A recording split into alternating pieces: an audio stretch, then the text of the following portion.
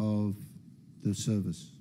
Yes, there are problems, but it's not problems that are beyond to be resolved. They can be resolved. Yeah, no, I think we're all happy to hear that they're not unsolvable or irresolvable, and that we can fix them. Because you would agree it's important that they must be fixed. Yeah, no, I agree. Yes, it's problems that have to be or need to be fixed. South Africa's President Cyril Ramaphosa arrives in Brussels, Belgium today for an official working visit. The visit aims to strengthen cooperation between South Africa and the European Union in science and innovation, higher education, skills development, trade and investment. He will also attend the Global Gateway Forum, which promotes global partnerships for sustainable growth. Botlhale Pele has more. President Cyril Ramaphosa's visit to Brussels underscores South Africa's drive to deepen relations with the European Union and expand cooperation in innovation and economic growth. He will meet with European leaders and investors to discuss opportunities for research collaboration, technology exchange, and skills development. At the Global Getaway Forum, President Ramaphosa is expected to highlight South Africa's potential as a hub for green energy, digital transformation, and infrastructure investment. This visit forms part of the government's broader effort to attract investment, create jobs, and build a workforce ready for the modern economy. The president is accompanied by senior ministers responsible for science, education, and trade. The United Nations will cut a quarter of peace workers in 9 operations around the world in the coming months due to a lack of money. Washington is the UN's largest peacekeeping contributor, accounting for more than 26% of funding, followed by China, which pays nearly 24%. US President Donald Trump in August unilaterally cancelled some $800 million in peacekeeping funding appropriated for 2024 and 2025. The peacekeeping operations affected are in South Sudan, the DRC, Lebanon, Kosovo, Cyprus, the Central African Republic and Western Sahara, amongst others. The South African Jewish Board of Deputies has welcomed the newly brokered peace deal fostered by the United States and Arab nations. This comes after US President Donald Trump announced that Israel and Hamas have both signed off on the first phase of a peace plan. National Chair of the SAJBD, Karen Milner, says that the board remained unwavering in its advocacy for a sustainable peace, the immediate release of hostages, as well as a permanent ceasefire. The Jewish community of South Africa has been steadfast since the start of the war in calling for a sustainable peace with the return of the hostages and removal of Hamas. It appears that this day has come. We welcome the deal with joyful hearts, tempered by the suffering that has gone before and the long healing that will be required on both sides of this awful conflict. For any news stories you would like to share with us, please do send an email to newsroom@channelafrica.co.za or call us on +27 11 714 4459. For Channel Africa News, I'm Jolani Tulo Wepe. SABC News. The African Perspective.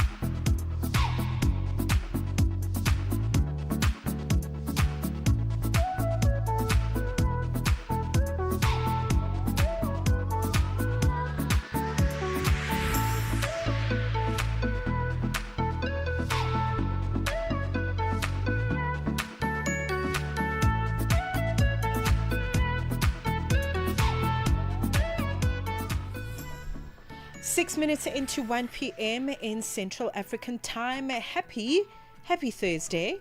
Can you actually, I literally had to take a second to think about that because I cannot believe we are already towards the tail end of the midweek. Welcome to the Upside with Tebogo, Lekhuleni, and myself, co-pilot of this wonderful show until 4 p.m. My name is Mmatsheko Mosito. We in each other's company until 4, as mentioned, and this is us really opening places and spaces for le good life, for le joie de vivre. What does the joie de vivre? What does that mean? The good life. Oh, the joie de vivre. In French. Joie de vivre. Yeah. Oh, wow. So wow. Thank you very much. I don't know. Love your outfit, by the way. Thank you very much. Where are you coming from? Where are you going? I'm going towards my most abundant self. That's where I'm going. Eating good food, wearing my good clothes, smiling and laughing, and talking good things and talking life and breathing life into myself and others. Full stop. I love that. You can check out her outfit, by the way. Stream us live on our social media platforms at Channel Africa on Facebook and YouTube, and at Channel Africa 1 on TikTok. Actually, you are dressed appropriately, because today is a Thursday and we talk all things fashion, art, and heritage. Later on, we'll be talking about African luxury, fashion designs. And but we kickstart our conversation using dance and movement to bring hope to people living with cancer. That's quite an interesting way of approaching and taking out the negative connotations, because once you say someone has cancer, it's almost like as if your life ends there. But there's someone by the name of Unomsa who is doing amazing things and dancing out of cancer. Is that a thing? Dance out of cancer. She's definitely made it a thing. You know, Nomsa Manaka is a legend.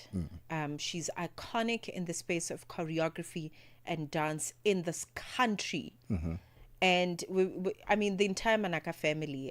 She was married to Matsamela Manaka, who was a renowned poet, the late great, and she has just carved space and space for dance to thrive in townships, uplifting young people and using movement as a vehicle for change. And she herself is a 2-time cancer survivor. She survived ovarian cancer. And she is the most beautiful person I've ever seen, like physically absolutely gorgeous in her 60s. You wouldn't even be able to tell, with the joy that she carries in her spirit, that she survived the most brutal feminine cancer, which is ovarian cancer. So I think her story personally, and how it then unfolded into, you know, this kind of foundation work and giving back, you know, activating her give back button in this way. It's a beautiful story, and I'm very excited for Africa to hear about it. She's working on something, so we're going to talk about the big hike that's happening in the name of, you know, curing and finding treatment for those that are suffering from cancer. What a way to bring hope to people. I love it. And it is a Thursday today, right? That means it's not just any Thursday. It's the 9th of October, which means it's our producer's birthday today. Happy birthday. Are we going to sing? We'll sing for her later. I want us to sing. We'll sing Mondli, don't look at me like that. You're going to sing with us. During Vento Clock. During Vento Clock, we'll play that birthday song and say happy birthday to her. Yes. But happy birthday to Unombuiselo Tango. It's 10 minutes after 1 p.m. Central African time. Welcome to The Upside. The Upside, live and real. The music that talks to your soul.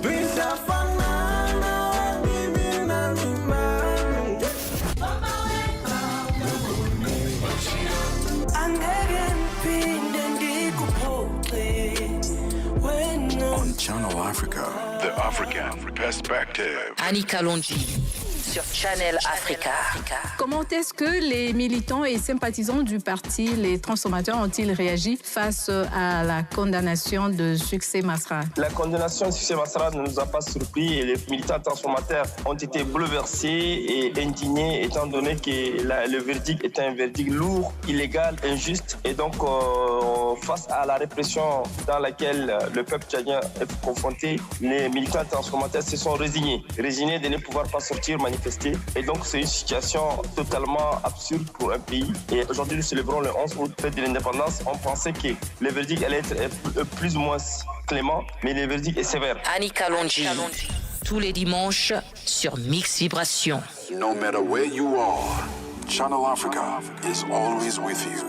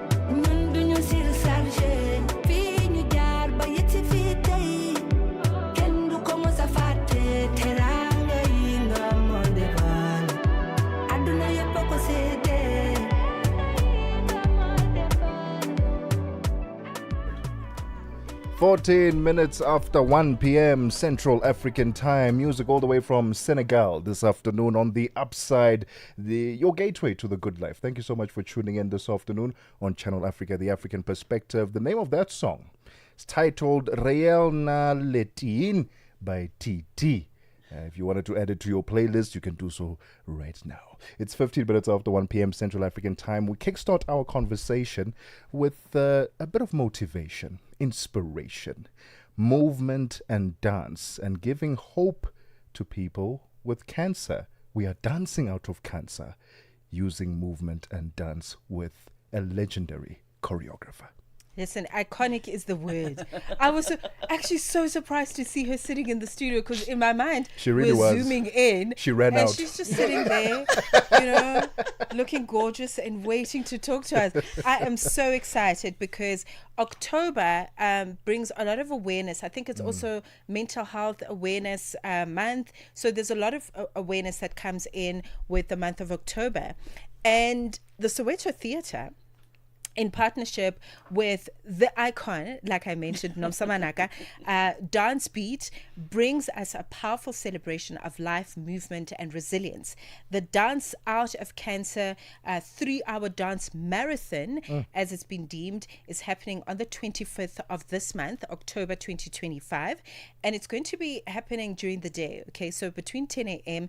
and 1 p.m. if you're in South Africa, that's Central African time, and it is a morning that is dedicated to honoring cancer warriors, celebrating survival and survivors, and also remembering those that we lost along the way, like people like the late Kosi Ndesi as well. So it is a pleasure to talk about not only what's happening on the 25th, but really the legacy of dancing out of cancer with Nomsamanaka. Yeah. Thank you. Well, see, if I could dance, I would break dance for you, Mama. I'd be so happy. I would break dance for you if I could do it. Guys, you must dance. Let's do tonsily dancing. I mean, look at me. Listen, honestly. When I say I have a 42-year-old, everybody goes, huh? How? What? When? Goopy, the God of miracles. No, so let's talk about, actually, on that note of let's dance, let's talk about just the power of movement and how you found the calling to get into this work and do it in this manner, in such a purposeful manner. Actually, dancing out of cancer, I realize as we speak, dance didn't start healing me now. It started in 1995 when a wall fell on my son. And the doctor said he will never walk for the rest of his life. And he was only 12 years old. And this accident happened on a Monday. I remember on the 30th of October, 1995. And he was a rugby player. And on that day at school, they had just given him an award in rugby. He was the most hyperactive child at school. And this accident happened to him. And when it happened, I just come back. I was doing my postgrad in Ireland, and I was doing my internship in London. So and I got this beautiful job to choreograph a piece at the West End. And they were paying so good. And I said, yes. So I asked my husband, who was an artist as well, and I said, you know what, can I come take the kids to be with me in London for a while? And we agreed. I came back on a Friday, and the accident happened on a Monday. So I had to decide, what do I do? Do I cancel? And I'm glad I canceled and I focus on my son. And so what I did, the doctor said he will never walk for the rest of his life. And I remember saying, if it means defying science, we're going to do exactly that. And I started building physio bars at home. And I started teaching him movement. Dance movement, and I started making sure. I was like, listen, the only thing that's hurt is your spine. You are going to walk. And when I took him to, then he was in higher primary. When I took him to high school, they said to me he must go to disability school, and I said no, he's going to go to an able school. And he was the only child in a wheelchair. And I started working on him through dance, and I use dance and I use movement. And I said, you're going to walk. And indeed, today he's on crutches. And that made me so happy, Then came in the cancer. So it was his chance. And then, because he's the one, on my deathbed, he said, Mama, you must write a book and call it Dancing Out of Cancer. And that for me was a lifeline. He gave me a lifeline. And I was like, yes. And I started focusing on what I know best. And I remember when I learned how to walk, coming out of my bed, the first thing I started doing was to take one step at a time, but differently. I would dance. I would move. So every day, that was a strength given to me through dance and movement. So that's how Dancing Out of Cancer started. Wow. Yeah. Oh man. Oh, that's amazing. I love this. I love women like you. I collect you as archetypes. I follow the work because there's a sacredness about not doing it just for artistic expression, but for spiritual, wholesomeness. Absolutely. Yeah. It's 20 minutes after 1 p.m. Central African time. We are dancing out of cancer with Nomsamanaka. Don't go anywhere. Call us on +27 63 406 9126. I can see my home. and contribute to the conversation. Darubini ya Afrika na I am Henry Shakif. Raisi Yoweri Kaguta Museveni amezindua ilani ya chama tawala cha NRM ya kuanzia mwaka 2026 mpaka mwaka 2031. Taarifa hii ikoje? Kweli kabisa, Rais Yoweri Kaguta Museveni muda mchache uliopita aliweza kuhutubia mkutano ambao uliohusisha wanachama wakongwe na hali kadhalika wanachama waandamizi wa chama tawala cha NRM, yani National. Na katika kuzindua hiyo ilani yake ya chama tawala, pengine wana Uganda wamekuwa wana yapi ya kusema? Hisia zao zinaeleza nini haswa? Kuna hisia tofauti. Kuna wale ambao wanamuunga mkono, wanaunga kauli ya Rais Museveni, lakini kuna wale ambao wanasema kwamba amekuwa akirudia mara kwa mara hayo matamshi. Darubini ya Afrika kila Jumatatu hadi Ijumaa kuanzia saa 11 kamili hadi saa 12 kamili jioni majira ya Afrika ya Kati. The Upside, 1 to 4 p.m. Central African Time. With Tebogo Lekhuleni and Mosito. Only on Channel Africa. The African Perspective. 22 minutes after 1 p.m. Central African Time, we are still hanging out with the legendary Nomsa. We've got Dancing Out of Cancer coming up, but we've got a hike first. Yes. Then we've got a whole performance. Tell us more about the hike that will be happening on the 18th of October. What's the inspiration? What are you hoping to achieve with that one?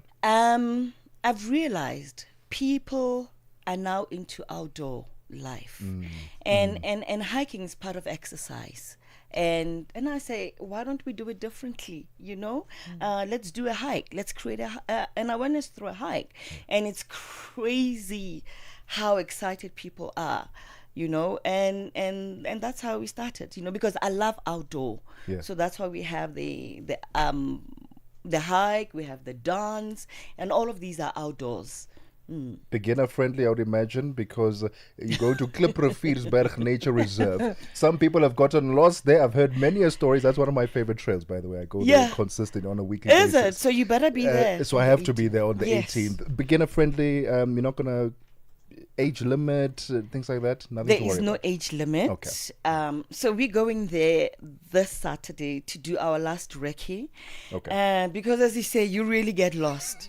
Those trails are like, So we're going to finalize which trail are we following, because I had said to the group, no, we follow this trail, the yellow trail. Yeah. And it was like, but what is there in the beginners? What, like you're saying. Yeah. So, this Saturday, we're going to really confirm it properly. Okay. So which one are we taking? But I'm excited about the hike. I'm really excited. I'll give you a few tips because I know a few trails there. Yay! Yes, actually. Please, I need that. That's going to be so exciting. Okay, so I want to track back just slightly because the hike is such a novel idea. And I was remarking to you because, there's a different concept every year. So let's talk about tying cancer survival stories with the outdoors, with dance, just that beautiful trio, if you will. We celebrating survivors. We saying thank you to caregivers. We giving hope to those that living with cancer, those that are affected by cancer. So when you are outdoor, when you have the sun on your face, that is healing.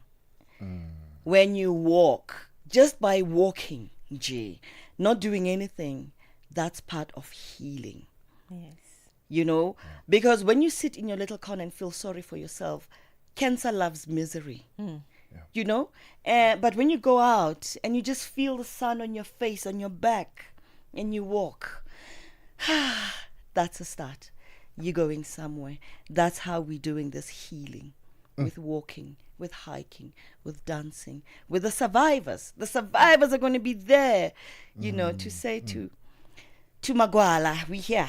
We are okay. We are fine. If we did it, you can also do it. Not only as cancer survivors, but as you said, because this is mental awareness as well, and also creating more awareness on different types of cancers, because a lot of people know breast cancer. So it's about time that people need to start knowing there's prostate cancer, and prostate cancer has come out so strong, guys. You got to go and check. Soon as you hit 30, I keep telling my sons, it's like, guys, you have to go and check, because it's very important, and there's melanoma, there's leukemia, there's so many types of cancers that I didn't know myself. So we're going to be having some of the people, and we're going to have DKMS as well, who deal with blood cancer, blood transfusion, and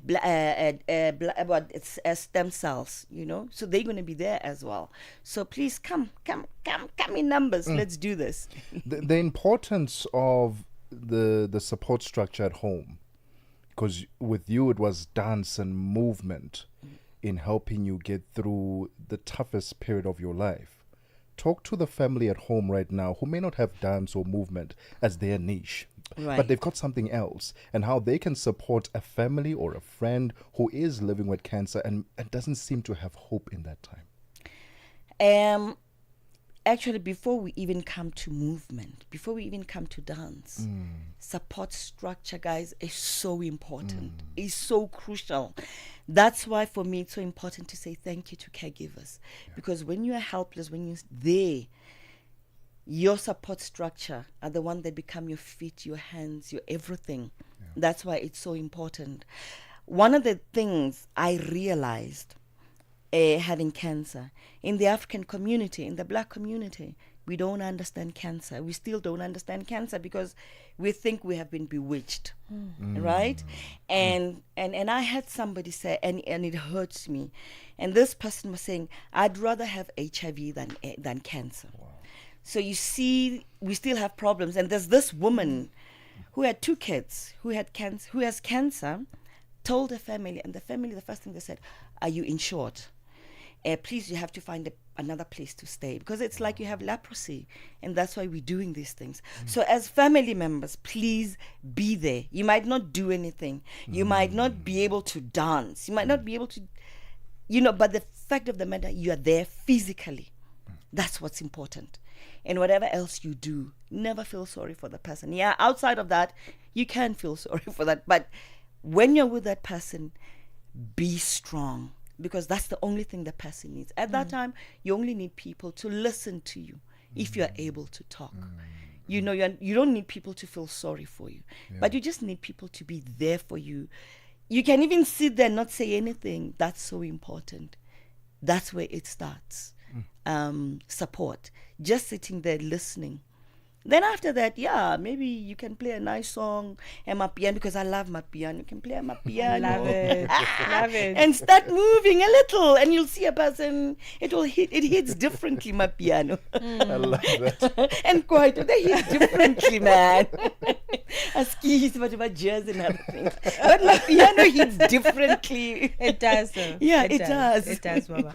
Okay, Dancing Out of Cancer, the hike is taking place towards the tail end of October 2025. So if you can make it to Johannesburg, please do. It is for a good cause. We still have Nomsamanaka in studio with us. Actually, we're going to take sports and then economic news. And then when we come back, I want to talk about the fact that the event is open to everyone and it's free of charge, but donations are welcome. So we're going to talk about that. We're going to talk about what the donation structure looks like, and also in terms of support structure, where it's all going to go. It is 1:30. Fikileni Ngwati standing by with the sports. Get the news, music, and lifestyle of Africa on Channel Africa, the African perspective. Sports on Channel Africa, the African perspective. We start off with rugby news. Stormers centre Wandisile Simelane says while the team's strong start to the United Rugby Championship URCs is encouraging, maintaining focus remains the key to sustaining their momentum. The Cape side followed up a dominant 35-0 win over Leinster with a 26-10 victory against Ospreys, making it back-to-back triumphs to start their campaign. Now in Wales, the Stormers are preparing for their first tour against Scarlets in Llanelli on Friday night. Simelane says the overseas leg offers the team a chance to build on their early form. Very good. I mean, I think we're not going to underestimate or downplay the fact that starting well is important for us. We wanted to start well. But yeah, in saying that, now that we go on tour, we feel like we will start a new start, go on this 3-week tour, try get as many points as we possibly can, and yeah, it's important for us to just reset, put the 2 wins behind us now, and then focus on a great 3 weeks. With injuries to key players such as Warwick Helland, Simelane has stepped up impressively in the fullback role since joining from the Bulls last season. Originally, he signed as centre. He's shown versatility and composure in the number 15 jersey across the opening rounds. Simelane credits his teammates and coaches for helping him adapt smoothly to his new position. Teammates helping me, I think they've helped me a lot, Mike. I think Warwick, everyone in the group, Dan, Rowan, now, Nomi, our coaches. I mean, the amount of time and energy spent towards the team, and it comes from a place of we actually all want to do well before the individual. It sounds very cliche, but I mean, when they picked me at 15, the guys around me made it so easy for me to just adapt, and yeah, luckily it worked out. On to football news. Newly called up Bafana Bafana wingback Thabang Mathuludi is drawing inspiration from his former Polokwane City teammate Oswin Apolis's rise at the international level. Speaking to the media this week during Bafana's press conference, Mathuludi, who was part of this year's COSAFA Cup squad in Bloemfontein, says having someone like Apolis attracting the attention of the national selectors helped them. Mathuludi is expected to compete with Khuliso Mudau for their next 2 crucial World Cup qualifying matches against Zimbabwe and Rwanda this week as they look to seal their spot for next year's big spectacle. On to cricket news. South African fast bowler Kwena Mapaka has been ruled out of the one-off T20 International against Namibia in Windhoek on Saturday and the white ball tour of Pakistan due to a hamstring strain. The 19-year-old sustained the injury during the Lions' opening 4-day series match against Western Province at Newlands in Cape Town last week. He'll be sidelined for at least 4 weeks. Dolphins fast bowler Othniel Bartman will replace Mapaka in the T20 squad, while Lizard Williams has been added to the one-day international squad for the Pakistan series. We end with tennis news. Felix Auger-Aliassime booked his place in the Shanghai Masters with a straight sets win over 8 seed Lorenzo Musetti. Canadian Auger-Aliassime forced the only service break of the opening set in the 5th game, then saved 3 break points in the 6th game. The 12th seed closed out the set with a love game before forcing back-to-back breaks in the second set to lead Italian Musetti 5-2.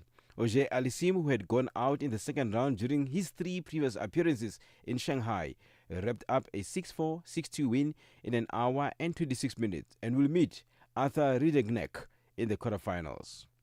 For any sports stories you'd like to share with us, please send an email to newsroom@channelafrica.co.za or call us on +2711 714 4459. This is Channel Africa Sport with me, Figile Lungwati. Sports on Channel Africa. The African perspective. Parlez-vous couramment le français? Êtes-vous passionné par la radio? Et êtes-vous qualifié pour travailler en Afrique du Sud? Envoyez-nous votre CV et vos 3 minutes démo en MP3 à @channelafrica.co.za pour avoir une chance de rejoindre la famille Channel Africa. Si vous n'avez pas de réponse après 14 jours, cela signifie que vous n'avez pas été retenu. Channel Africa, la perspective africaine. 35 minutes after 1 p.m. Central African time. Let's find out how the markets are moving. Nosipo Zuma is standing by. Business news on Channel Africa. The African perspective. Thank you, Tebogo. Good afternoon. In your business news this hour, the Kingdom of Lesotho's High Commission in South Africa is hosting the Lesotho Diaspora Investment Forum in Midrand, north of Johannesburg. Held under the theme Taking Lesotho to the World Through Investment, the event aims to encourage Lesotho citizens living abroad to invest in key economic sectors back home.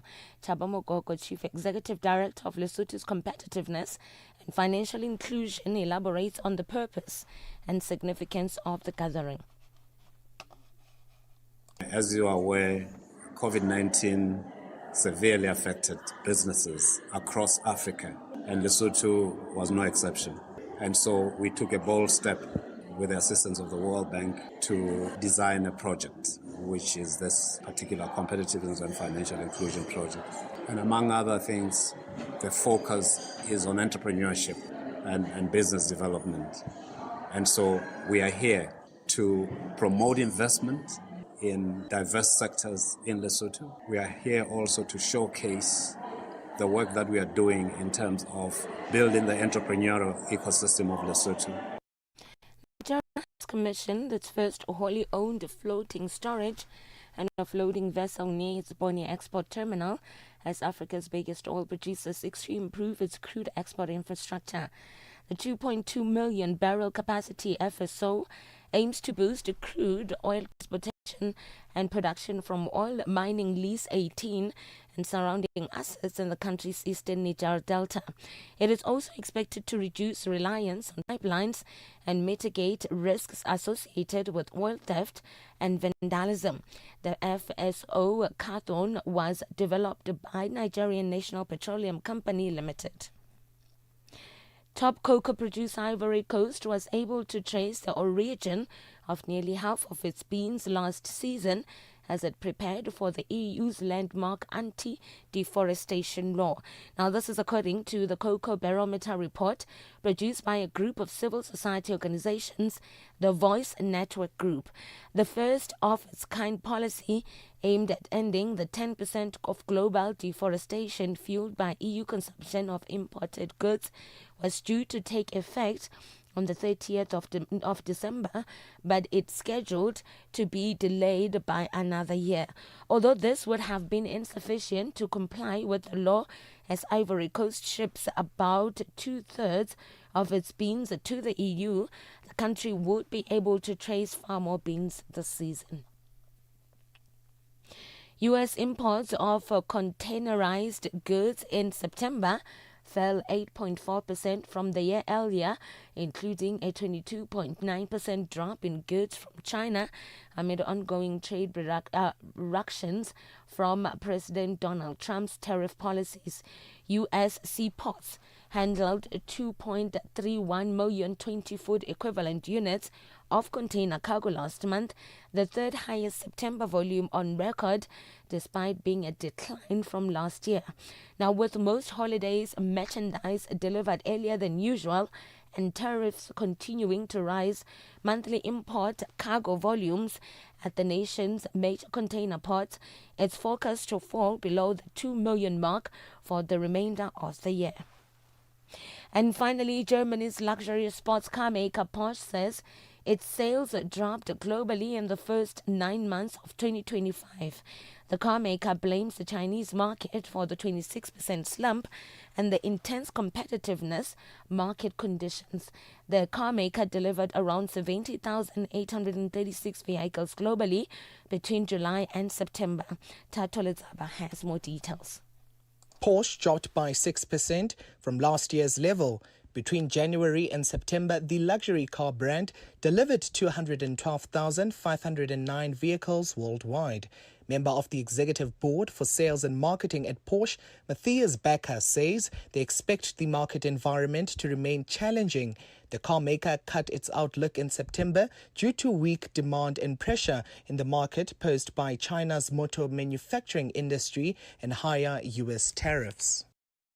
Your financial indicators: $1 in Nigeria is trading at 1,000 naira 469. In Botswana, it's 13 pula 20. Kenya, the dollar is trading at 128 shilling 44, and in Zambia it's 23 kwacha 69. The BRICS countries, $1 in Brazil is trading at 5 real 35. Russia is 81 rubles 60. India is 88 rupees 77. China at 7 yuan 12. And in South Africa, $1 is trading at 17 rand 18. $1 is trading at 75 pence to the British pound and 86 to the euro. Looking at commodities, gold is trading at $4,039 and platinum at $1,658 per ounce. The price of Brent crude oil is at $66.37 a barrel. Now, for any business stories you would like to share with us, please send an email to newsroom@channelafrica.co.za or call us on +27 11 714 4459. For Channel Africa Business, I'm Mosito Zuma. Business news on Channel Africa. The African perspective. Get Channel Africa on DSTV Audio Bouquet. Channel 802. Nkhanza zokhudza amuna ndi azimayi kapena kuti gender-based violence GBV zikuwononga mioyo komanso kuphwasula mizi. Zikuchitika m'manyumba, m'masukulu, malo ogwirira ntchito ndipo kwambiri mwakachetechete.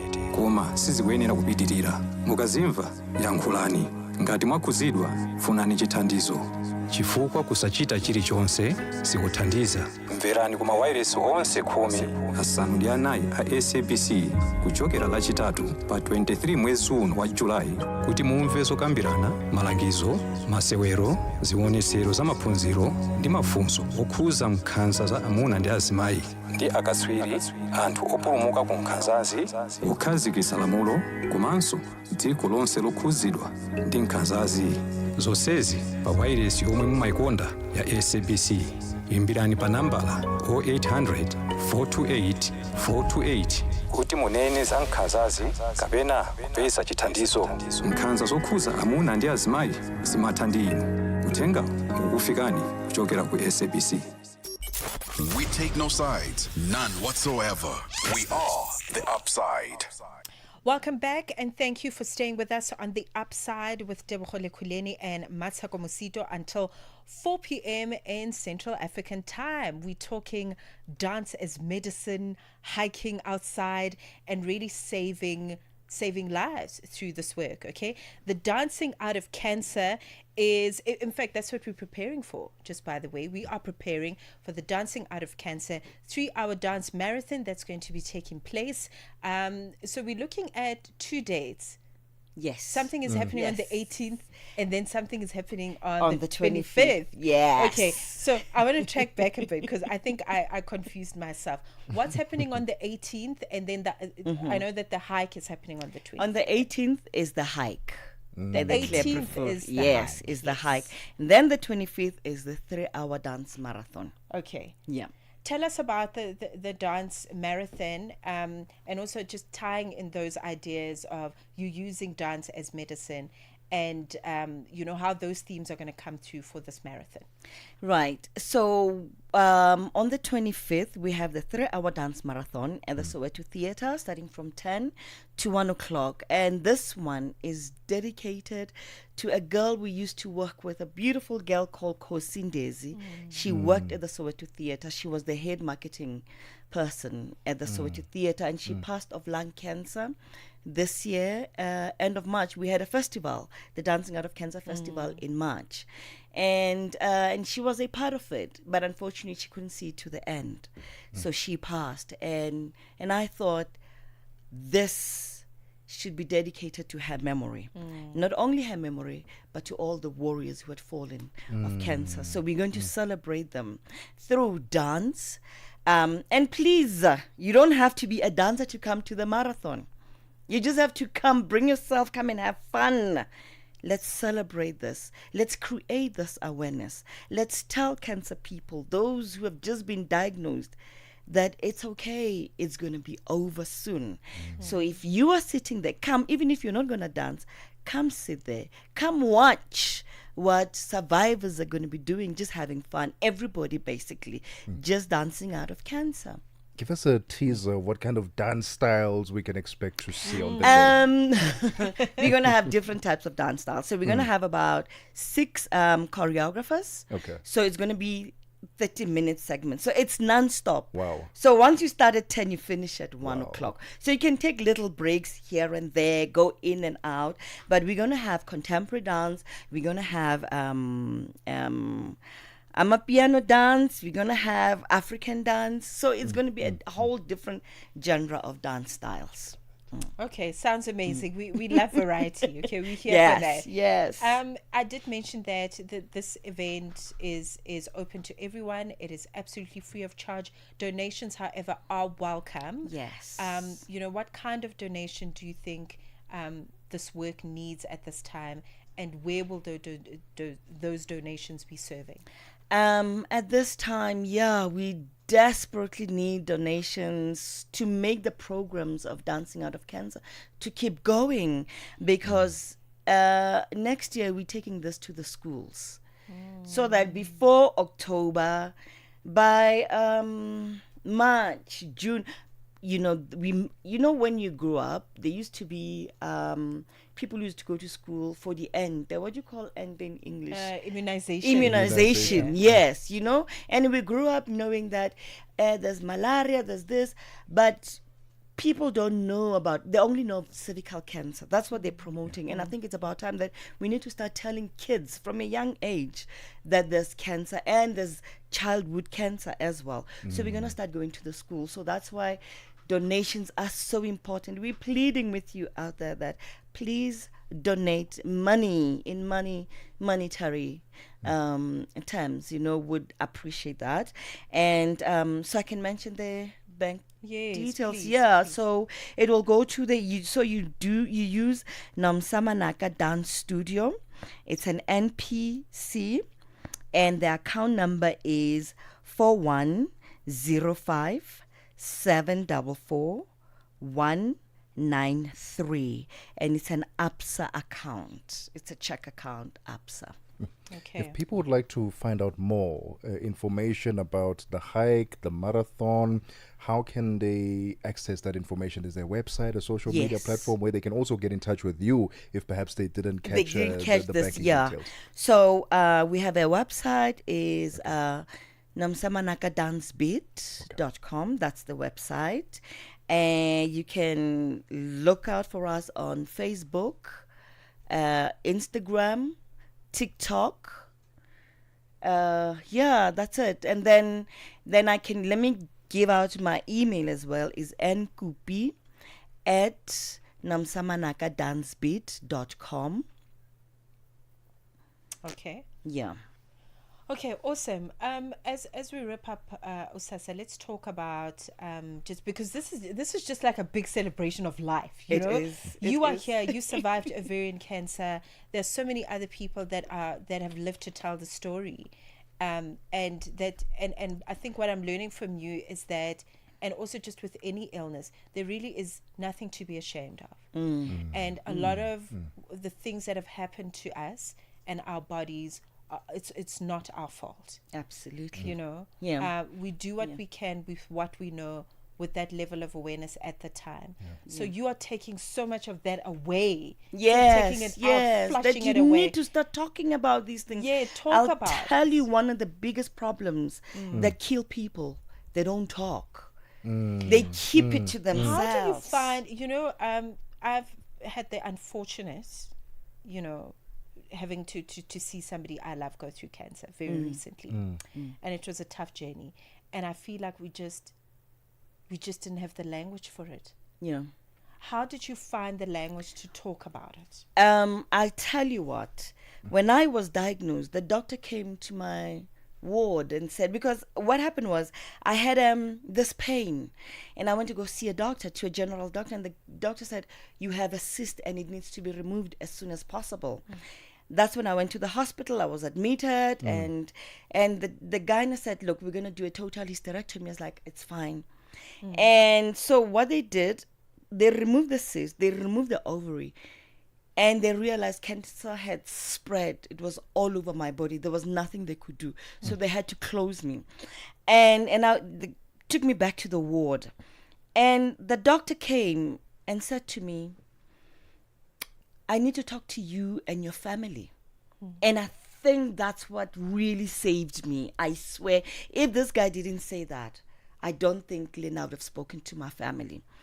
And I remember looking at this guy and I was laughing. I was like, so the money is not enough, right? So that's me in my head, right?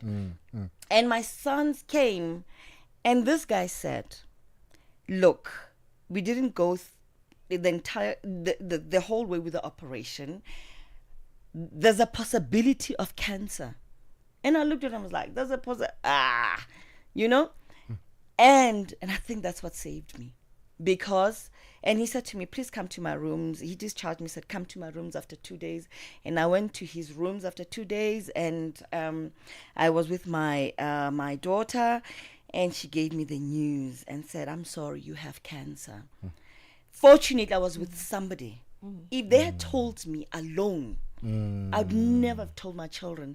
And I would have said to myself, let me save them. You know, from this. And that would be the time I would have killed them and myself, because I'm trying to save them from this. Yeah.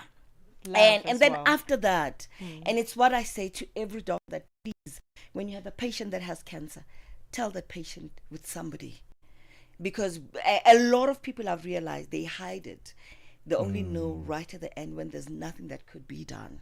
You know, but when you speak about these things, look, I speak about cancer. I think that's why cancer is so afraid of me now, because it's Recare 2021. So it's very afraid to come because I talk about it, you know, and I destigmatize it. I take it away from me, you know, and I say to people, speak about what you have. You might not speak about it publicly, but find those that you trust. Speak about your mental health. Speak about your HIV problems. Because you have your power now. You know, you have your power, and you take your power back.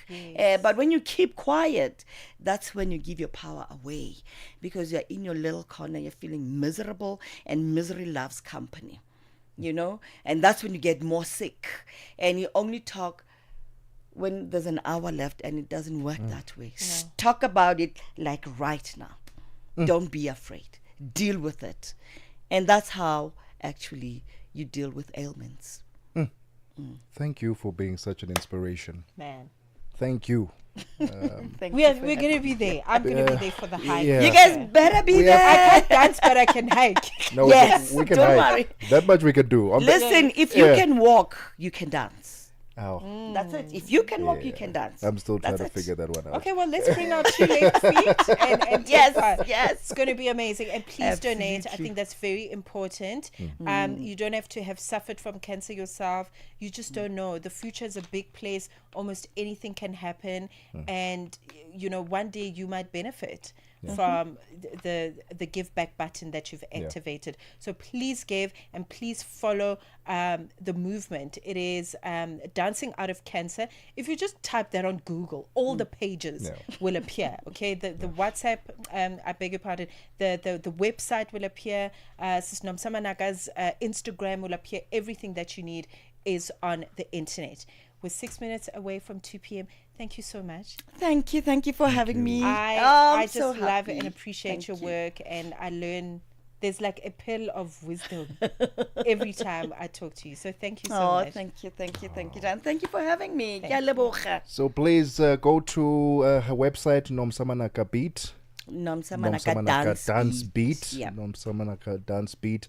And join in on the hike on the 18th of October. Then the dance the dance marathon. The 3-hour dance on marathon. the 25th of October. Ladies and gentlemen, leaving the building now, having inspired, having given hope to us all, Nomsa Manaka.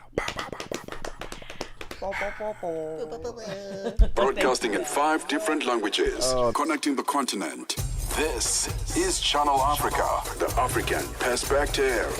In this episode of Channel Africa Conversations, Peter talks to Dr. Tulisile Buddha, an academic, author, and an expert in indigenous knowledge systems.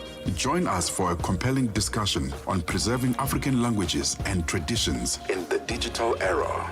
Dr. Tulisile unpacks the role of educators, explorers, and how technologies like AI can support cultural preservation, and challenges us to rethink how we honor African heritage. You can find the episode on YouTube, SABC Plus, and on our website, channelafrica.co.za. This episode is a must-listen for educators, creators, and change makers across the continent. Channel Africa, the African perspective. No interruptions, just the music you love on Channel Africa.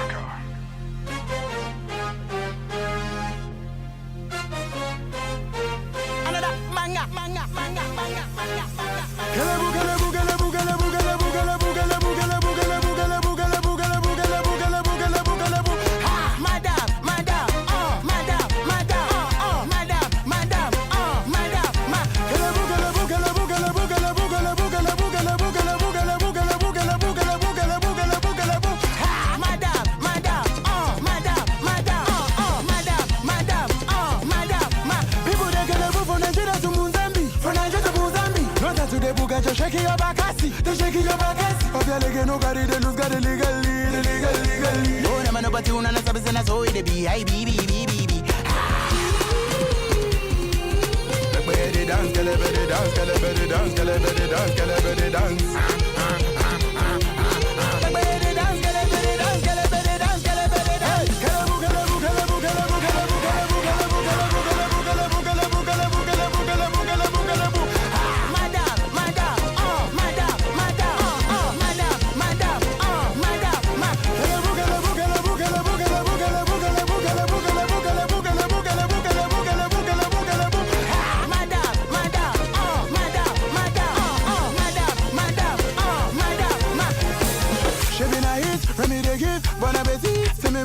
I'm a body rocking my life. Champs-Élysées, juste de Lamborghini. So côté body, la nefatiti. She very mighty with the bagassi. On a this baby, on a batisi. I should want to come if it not be me. Better dance, better dance, better dance, better dance, better dance.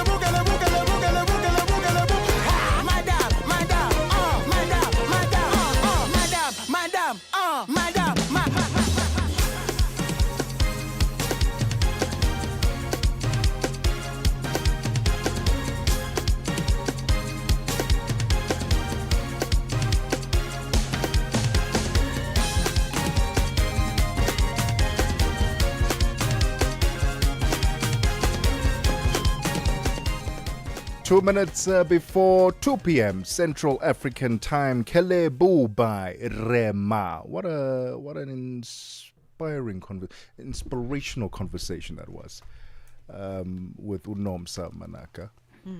Love the fact that they'll be going to my favorite hiking trail. Isn't that amazing? Yeah, and also, I think it's so amazing that Tebogo Lekhuleni knows a lot about the outdoors and particularly hiking.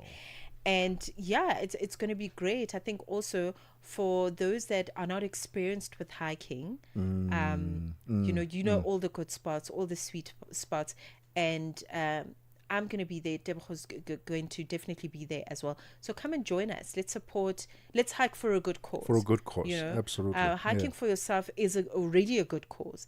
But if you can extend that and hike for, cancer survivors, and also to acknowledge the fallen heroes and those that have survived, like Nomsamanaka, then I think you're doing great service to the world. And awareness as well, because like she mentioned, we only know like one or two types of cancers, and there are many of them. And the fact that also going to this gathering and being inspired to talk and communicate. I would imagine some people will be there in the crowd who have never said anything to their families. Maybe in that setting, they'll say, you know what, maybe I should tell my family. Maybe I should tell my friends what I'm going through. It is 2 p.m. Central African time. Let's get the latest news with Jwalani Tulongwebe. Get the news, music, and lifestyle of Africa on Channel Africa, the African perspective.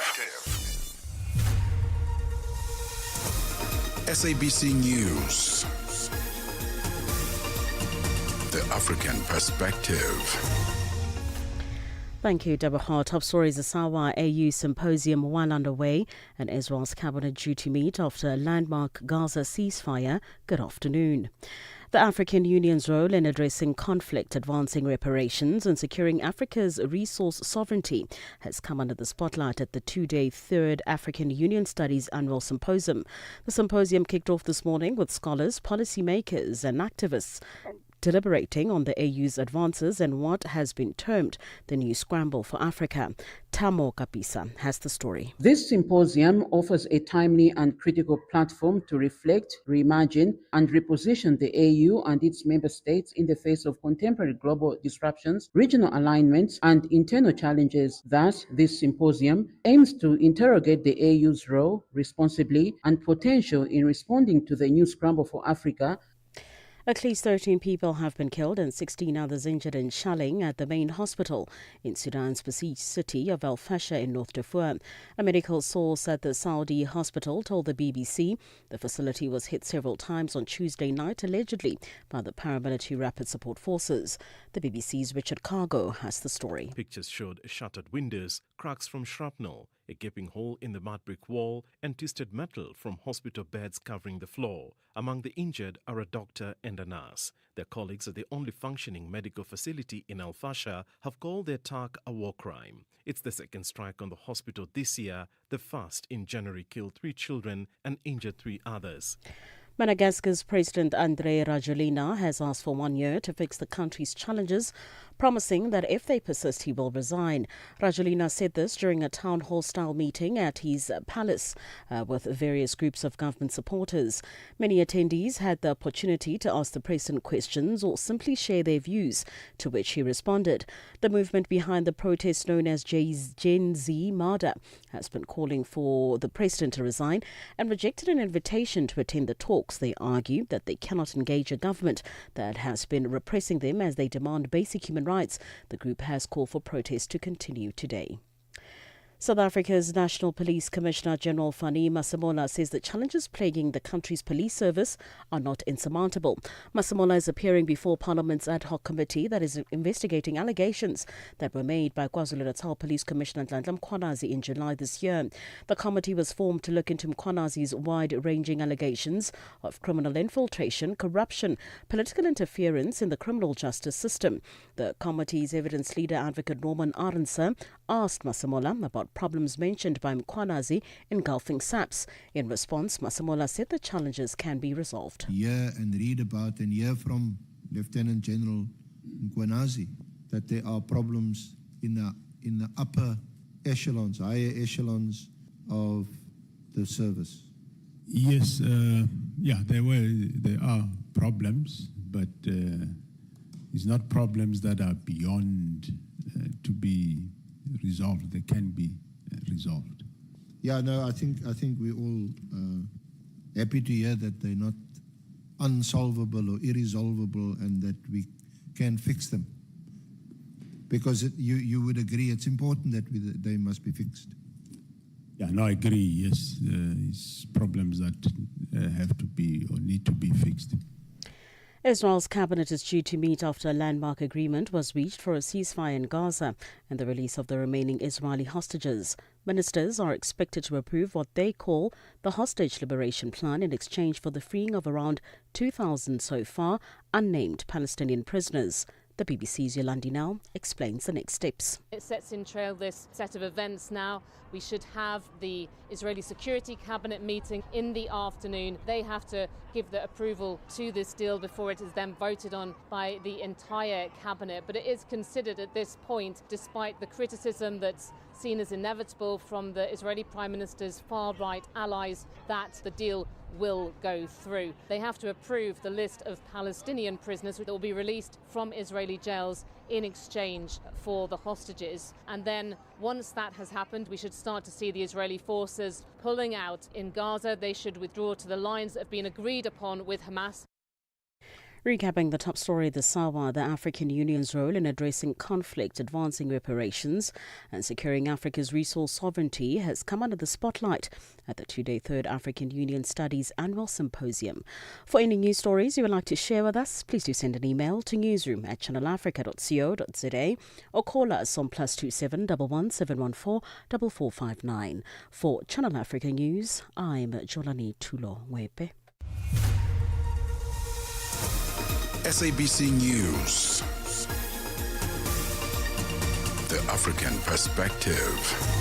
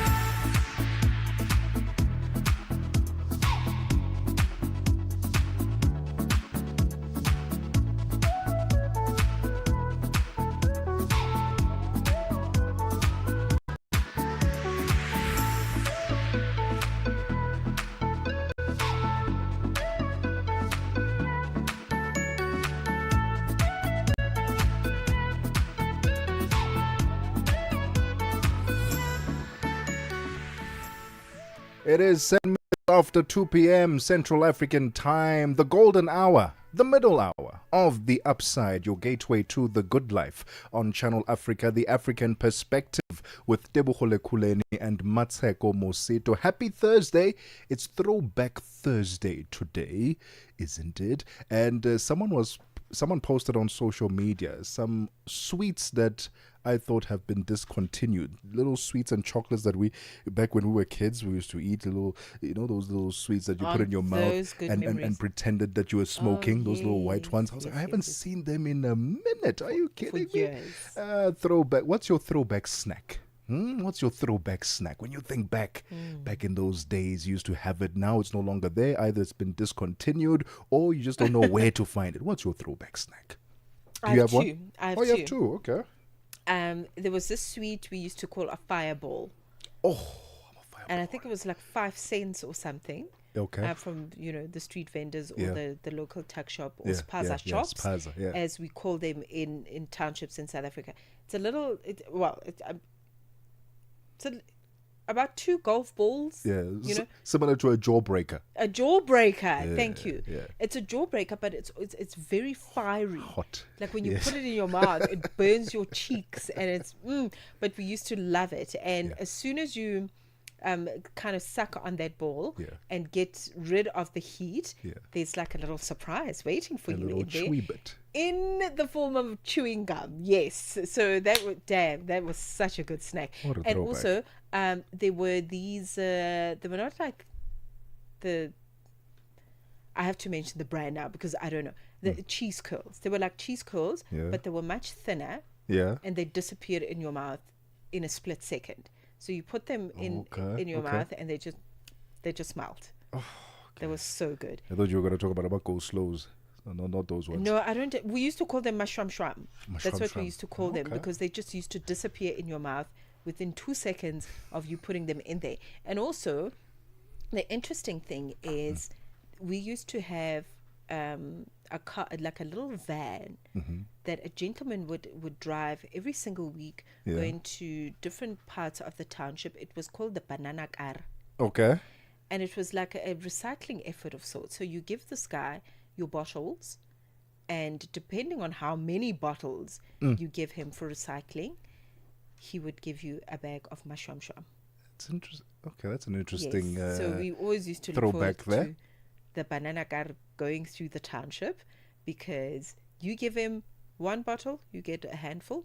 You give him 3 bottles, you get 3 handfuls. Oh, I love so that. the more bottles you had, the more. So The more those generous are, I he mean, was. there's just so many beautiful, nostalgic moments about growing up in a township and the sense of community and bartering. You know, because that was a form of bartering. Yeah. I give you chips if you give me something to recycle. You know, so you're keeping the environment clean, you're keeping your house clean, but you're also getting something delicious, like at the end of it.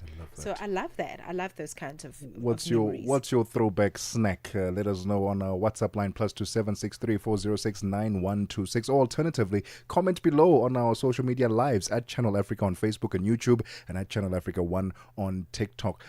For me, it was those yogurt on one side and something on the other side. Whether it was chocolate or cereal or whatever. They don't do that anymore. That for me, That that's was a problem. such a treat. Oh, I don't my know why they goodness. discontinued that. Anyway, back to the show, back to regular programming. We get into conversation up next between it's a unique collaboration between D Black Talian and Kind Jana, a partnership where artistry meets design innovation. We'll find out more about that up next. Don't go anywhere. This is The Upside on Channel Africa. Your afternoons just got even better. Fresh and exciting.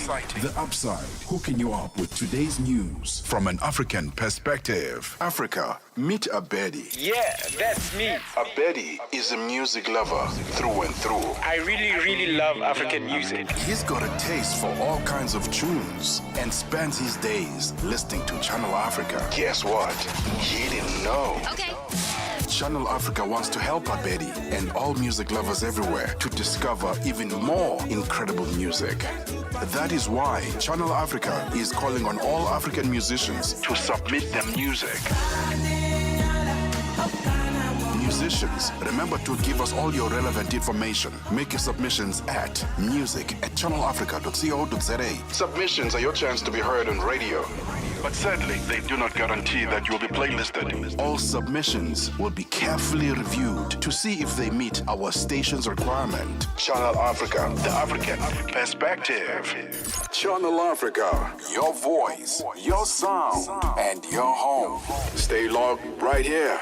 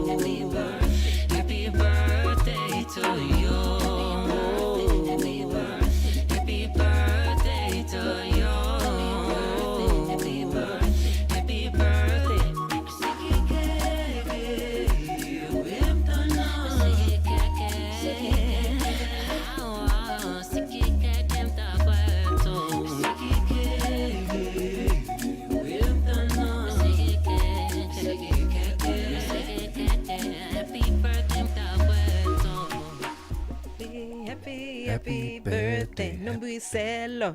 Happy, happy, happy, happy birthday, Nombuyiselo. Happy, happy, happy, happy birthday, Nombuyiselo. Happy, happy, happy, happy birthday, Nombuyiselo. Tango. Woo, woo, woo, woo. May you get your dream of being a multi-billionaire and take us on a permanent holiday. Come on now. Listen, we need a recording deal for this show. Happy y'all. birthday. Well, Listen. for you, me, I'm just a backup vocalist there. Happy birthday. Happy birthday to our Nombuyiselo. executive content producer, Nombuyiselo Tango.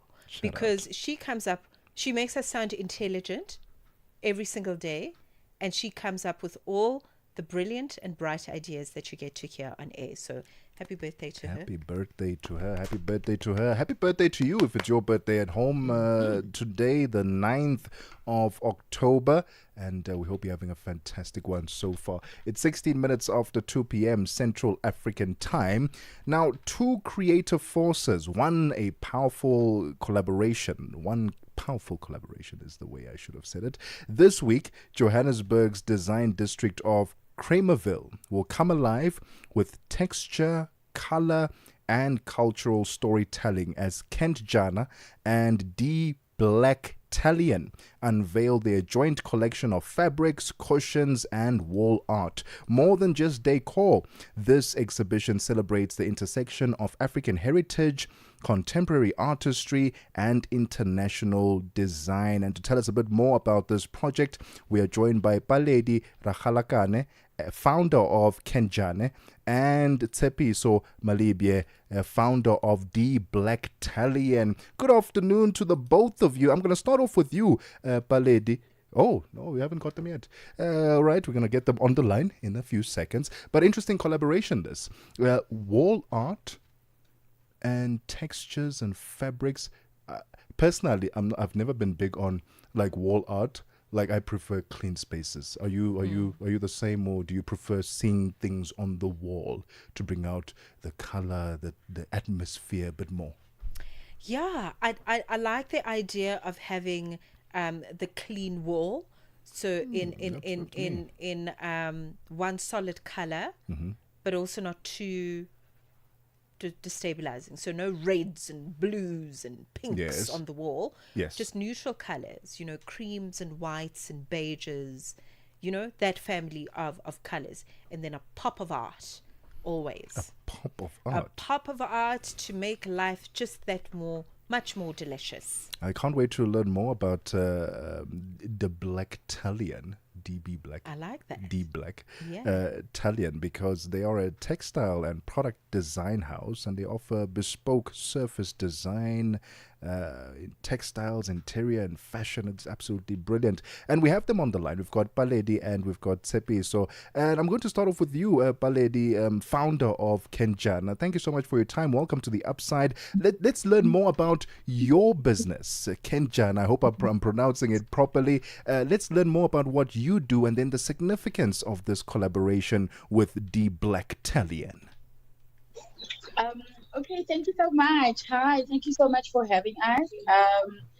So Kenjana was founded in 2021. My background is I've worked with Tebogo working in the product development side of it, so manufacturing on their behalf as well as doing export-import. So after working with those two big designers through the fashion agent, I started Kenjana, which is also concentrating mostly on product development and manufacturing using outsourcing our networks in South Africa. So that's how me and Tebogo started working together, because I started a cushion line and I wasn't finding anything that was interesting or very artistic or even very African inspired. So I started looking for textile designers, and luckily we went to the same school and we made it a family occasion. And then, we started working. But mostly what Kenjana does at the moment, we work a lot with fashion production houses backstage, but mostly we work a lot with manufacturing and producing proudly, as possible, as much as possible, proudly South African products. Thank you. It sounds amazing. The voice of Baledi Rakhalakane, founder of Kenjana, and we also have on the line Tshepiso Malebye, founder of D Black Talion. Excuse me, D Black Talion. Okay, they are really showcasing something so wonderful when it comes to creative exchanges, blending art, fabric, and really a meeting of two great minds. I think for me, that's the most important thing when we look at craftsmanship. Let's take a quick break. We'll return with them after this. Midday vibes, great programming, and good company. This is Channel Africa. Africa at Play with Neto and ETO Chemane. I've witnessed something fresh, something exciting, and something very inspirational from the president of the country, William Ruto. Whenever athletes are performing to their best level, he always comes on board to reward those athletes, be it football, be it athletics, and not leaving it up to the sport ministry. The president realizes that sports is a business, and for that reason, he also a number of people who are jobless, because sports now is such a serious business, and for that reason commercialization of sports is a major way of improving or increasing employment opportunities for the young people, and that is why the president has been very persistent in trying as much as possible to inspire sports personalities to reduce the baggage of the people who are struggling to get job opportunities in the country among the young people. Francis FM, our correspondent from East Africa in Nairobi, Kenya. Live every Saturday and Sunday from 2 to 5 p.m. Central African Time. Mosito and Tebogo Lekhuleni on the upside. 22 minutes past 2 p.m. in Central African Time. This week presents something really distinct when we look at Cromerville. Cromerville actually is based in the city of Sandton in Johannesburg, or towards the end of Sandton, if you will. And it's really like a hub for this kind of work, for craftsmanship, for creative exchanges. And we're looking at one of them today in conversation with Baledi Rakhalakane, as well as Tshepiso Malebye. Okay, between the two of them, they have brought together Kenjane as well as D Black Talion together to really come up with something that really expresses and showcases what contemporary design looks like when it unfolds in cushion, in textiles, and in many pieces that actually reflect the depth of our creativity here on the African continent. I want to rope you in at Tshepiso. Talk to us about D Black Talion, the journey of creating that space. What's it all about? Hi. How you guys doing? Thank you for the opportunity. Thank you so much for this opportunity. So the Black Talion was founded in 2016. So I'm a qualified textile and product designer. And then I had a design job as a surface designer at a design company, and then from there just moved on into started designing for other designers. So I did a lot of work in the background, designing for other designers, designing surface design patterns, helping them create their own custom fabrics and all of that. I've worked a lot with a brand called TM Collective. It's a fashion designer that's based in Victoria. So I've done a lot of his work. We've done two, I think, the one fashion show that I did for him for AFI, and then the other one I also collaborated with him for AFI, where now it's a merger of textiles and fashion, and then having that on the runway. So a lot of the work at the moment has been more interior based, where I'm doing a lot of custom fabrics, scatter cushions for premium to high-end clients. But let's talk about this collaboration between the two of you, D Black Talion and Kenjana. Let's talk about the African heritage in the story you are trying to tell and how it pops through in the form of textile, in textures, fabrics and colors and so on and so forth. How does the African heritage come through this collaboration?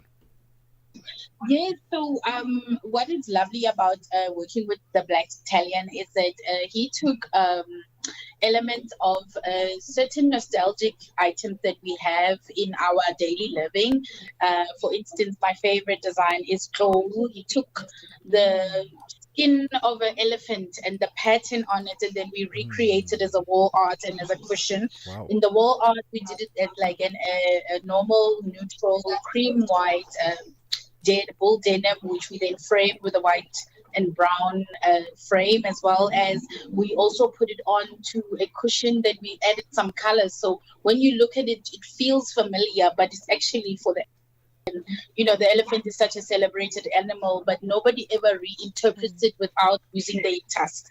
And there's so much to an elephant than just ivory, So there's the skin, there's the leather, etc. So we just took the pattern and put it on, avoiding doing a leopard print or doing, not that it's wrong, but we just wanted to enter it in a very good in a very different manner. And then we worked with defeye. I don't know the English word, do you know? It's figs. Figs. Yeah. Yes. So he took so he took a fig, and then we took the top part and we turned that into a print. So then it becomes very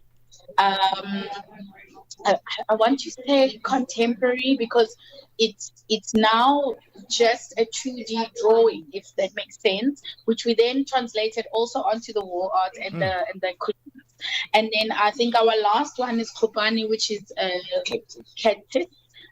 So then we took we looked deep into the plant design and pattern, and instead of just putting a cactus on like normally people would do and design it in a different way, we go deeper like we would do on a microscopic in a science lab, and we look at the pattern inside and then we incorporate it. But those three elements are from our childhood, we took on trees when we were playing in the field, or when we go to homelands and then we play, we would always pick fruits and then sit under the tree and have our water. So those are just like the beginning of our journey in terms of like tapping into our heritage, in terms of like, as I was growing up, these are the things I came across as a 20-year-old, 30-year-old, and up to later. And yeah, that's the basis of our African story. What we are trying to do is we are trying to look deeper than just the colors and deeper than just the available symbolism that we already have that is saturated in the industry. And the colorways we really stuck to, because we are working towards reaching out to interior designers and projects really around the country that are that dedicate their energy into representing South African textile designers and craft designers. So we created very neutral colors. So we've got olives and greens, in beige, as well as a very a dark brown, which is it reminds us of the soil. Sometimes you'd be raining and Uncle Mamelodi, you would be walking, and then your pants have this ombre feel from the soil, know. And those are the colors that we were looking at. We were just looking at our own. But also, fade brick is a big thing in South Africa, and it's also burnt orange, or it's a cream. So that's where we get the inspiration for my colors. And then we would base it with a white or a black or a gray, so that it can be cohesive in a modern house, as well as in a farmstead, or even in just like a place that has a lot of saturation, like a kid camp kind of house, which is pattern on pattern. But that little feature that is like African industry will not disappear in that, but it will be cohesive. It sounds absolutely spectacular, and it's just so unfortunate. I really wanted to find out more about composing for textile in this day and age, and really reviving the space of textile in this manner, also as an offering for this collaboration. But very quickly, perhaps Tshepiso, you can tell us quickly, where can we check this out? Because as I understand it, it's a 2-day sitting that's going to be happening at Sit Better on Desmond Road. Just give us the details very quickly, just in case I want to pop in and grab a cushion by Lady Kenjan. So the place that we're exhibiting it is in the place is Fit Better. Yes. It's in Cromwellville. which is part of Stanton. So the areas you won't be able to get lost. If you know a place called Wine Menu, is right door next to Wine Menu. So literally just at the front of the building, there's we're just there. And then at the corner, there's a naked coffee shop. In green, if I'm not green. Green naked coffee shop. And then that's the building that we're in. Okay. All right, amazing. What's amazing is Sitbeta has given us the weekend to present and collaborate with their showroom, but we will be staying there for the rest of the month for people who want to pop in, interact with the product, and also they can pre-order, and we can see how we can play around with colors, and they can look at the designs that they can order, we can deliver. Amazing. From the 10th to the 11th of October, you can check them out, and then obviously they'll be extending throughout the rest of the month. Go check them out. Thank you so much to Paledi Rakhalakane, founder of Kenjane, and Tshepiso Malibie, founder of The Black Tallion. It's 31 minutes after 2 p.m. Central African Time. Let's get the latest in sports with Figile Lingwati. Sports on Channel Africa. The African Perspective. We kick off with football news. Six-time champions Argentina defeated Nigeria 4-0 to eliminate the Flying Eagles from the 2025 FIFA Under-20 World Cup in Chile at the Estadio Nacional Santiago. Argentina's win avenged their 2-0 loss to Nigeria at the same stage of the 2023 edition, which they hosted. Alejo Sako opened scoring in the second minute. Maha Carrizo doubled the lead in the 23rd minute with a free kick after a foul by Nasuru Saluhu on the edge of the box. Nigeria's appeal for a penalty was waved off after Ramirez brought down Salihu in the area. The loss ends Nigeria's campaign in Chile. The Flying Eagles are two-time runners-up at the tournament. Stormers centre Wandisile Smelane says while the team's strong start to the United Rugby Championship is encouraging, maintaining focus remains the key to sustaining their momentum. The Cape side followed up a dominant 35-0 win over Leinster with a 26-10 victory against Ospreys, making it back-to-back triumphs to start their campaign. Now in Wales, the Stormers are preparing for their first tour clash against the Scarlets in Llanelli on Friday night. Smelane says the overseas leg offers the team a chance to build on their early form. Very good. I mean, I think we're not going to underestimate or downplay the fact that starting well is important for us. We wanted to start well. But yeah, in saying that, now that we go on tour, we feel like we will start a new start, go on this 3-week tour, try get as many points as we possibly can, and yeah, it's important for us to just reset, put the 2 wins behind us now, and then focus on a great 3 weeks. Simelane credits his teammates and coaches for helping him to adapt smoothly to his new position. Teammates helping me, I think they've helped me a lot, Mike. I think Warwick, everyone in the group, Dan, Rowan, now, Nomi, our coaches. I mean, the amount of time and energy spent towards the team, and it comes from a place of we actually all want to do well before the individual. It sounds very cliche, but I mean when they picked me at 15, the guys around me made it so easy for me to just adapt, and luckily it worked out. And finally, with tennis news, Felix Auger-Aliassime booked his place in the Shanghai Masters with a straight sets win over 8-seed Lorenzo Musetti. Canadian Auger-Aliassime forced the only service break of the opening set in the 5th game, then saved 3 break points in the 6th game. The 12th seed closed out the set with a love game before forcing back-to-back breaks in the second set to lead Italian Musetti 5-2. Auger-Aliassime, who had gone out in the second round during his 3 previous appearances in Shanghai, wrapped up a 6-4, 6-2 win in an hour and 26 minutes and will meet Arthur Rendegneck in the quarterfinals. For any sports stories you'd like to share with us, please send an email to newsroom@channelafrica.co.za or call us on +2711 714 4459. This is Channel Africa Sport with me, Figile Lungwati. Sports on Channel Africa.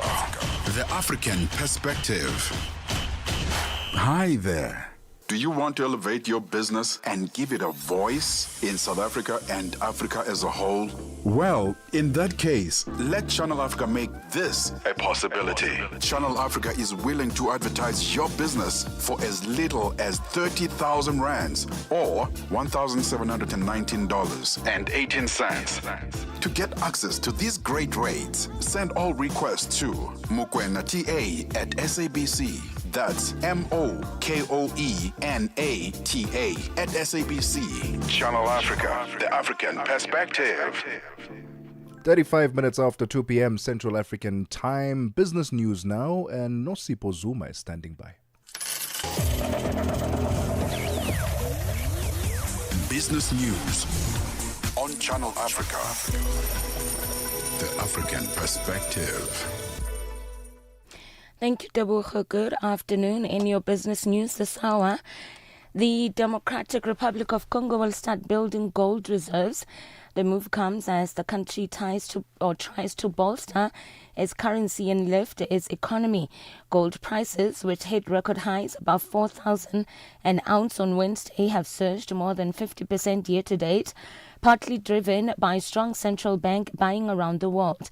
Congo has not been holding gold as a store of value despite producing sizable quantities of the metal.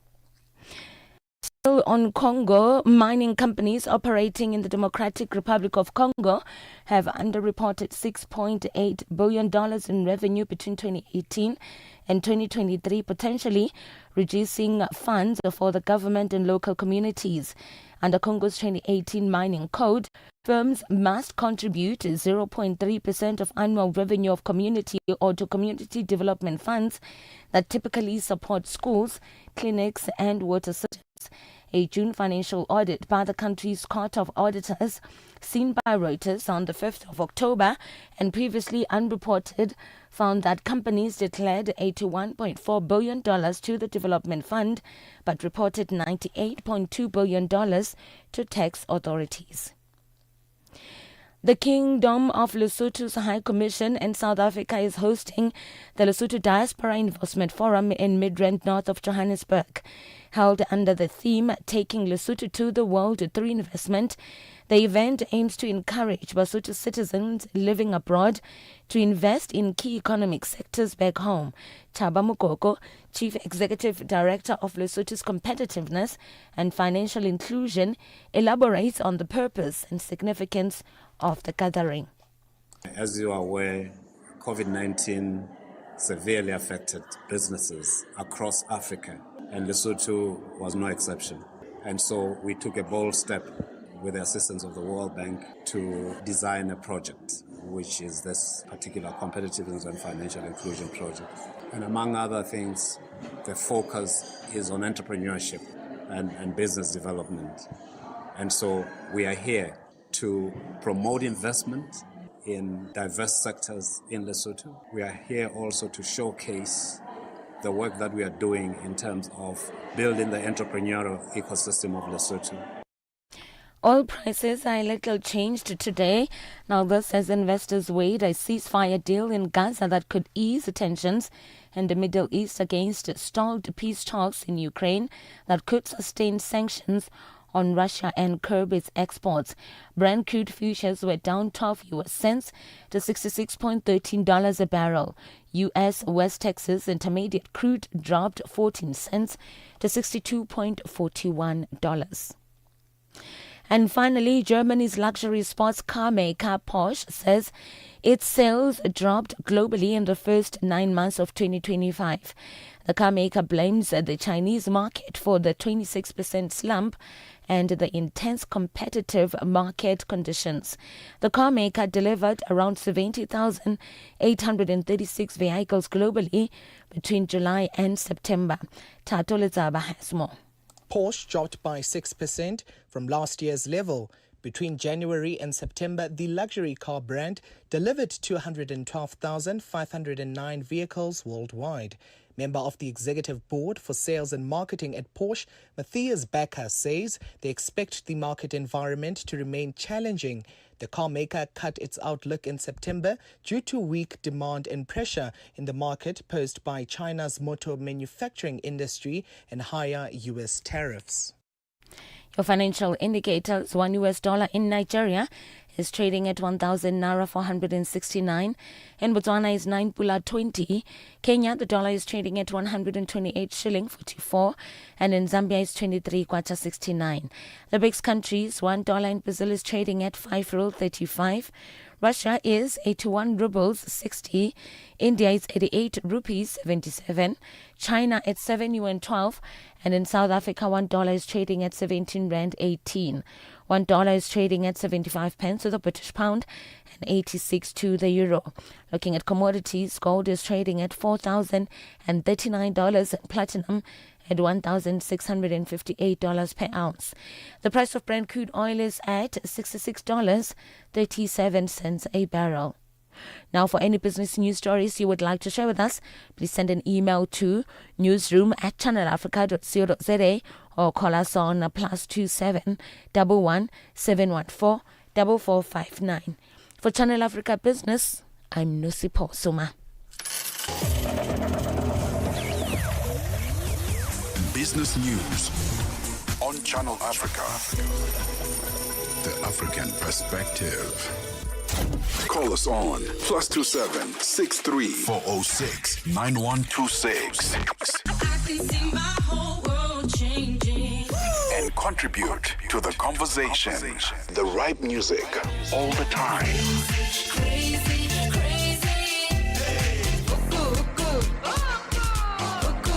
On Channel Africa, the African perspective. The Morning Switch Weekend. With the Shy Guy. The story that takes us to Zambia. There are two men actually that were sentenced to prison for the plot to kill the president with witchcraft. You go like, what? So these guys were arrested actually in Lusaka. And what was found on them was a live chameleon. Can you believe that? Animal tails and bottles of concoction.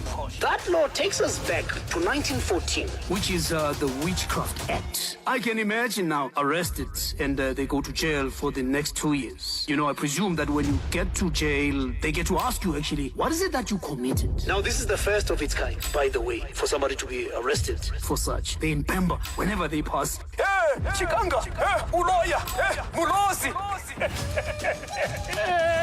And imagine here I am in these early hours of the mornings, I get to talk about witchcraft.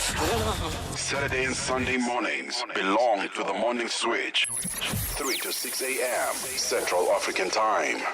Whatever you want to hear about today's talk, you can only get it on the Upside. Every weekday, 2 to 5 p.m. Central African Time. I tell you what, man, Tabo, the Shy Guy, is having a good time in the early hours of the morning. Imagine that story, huh? Getting arrested for witchcraft.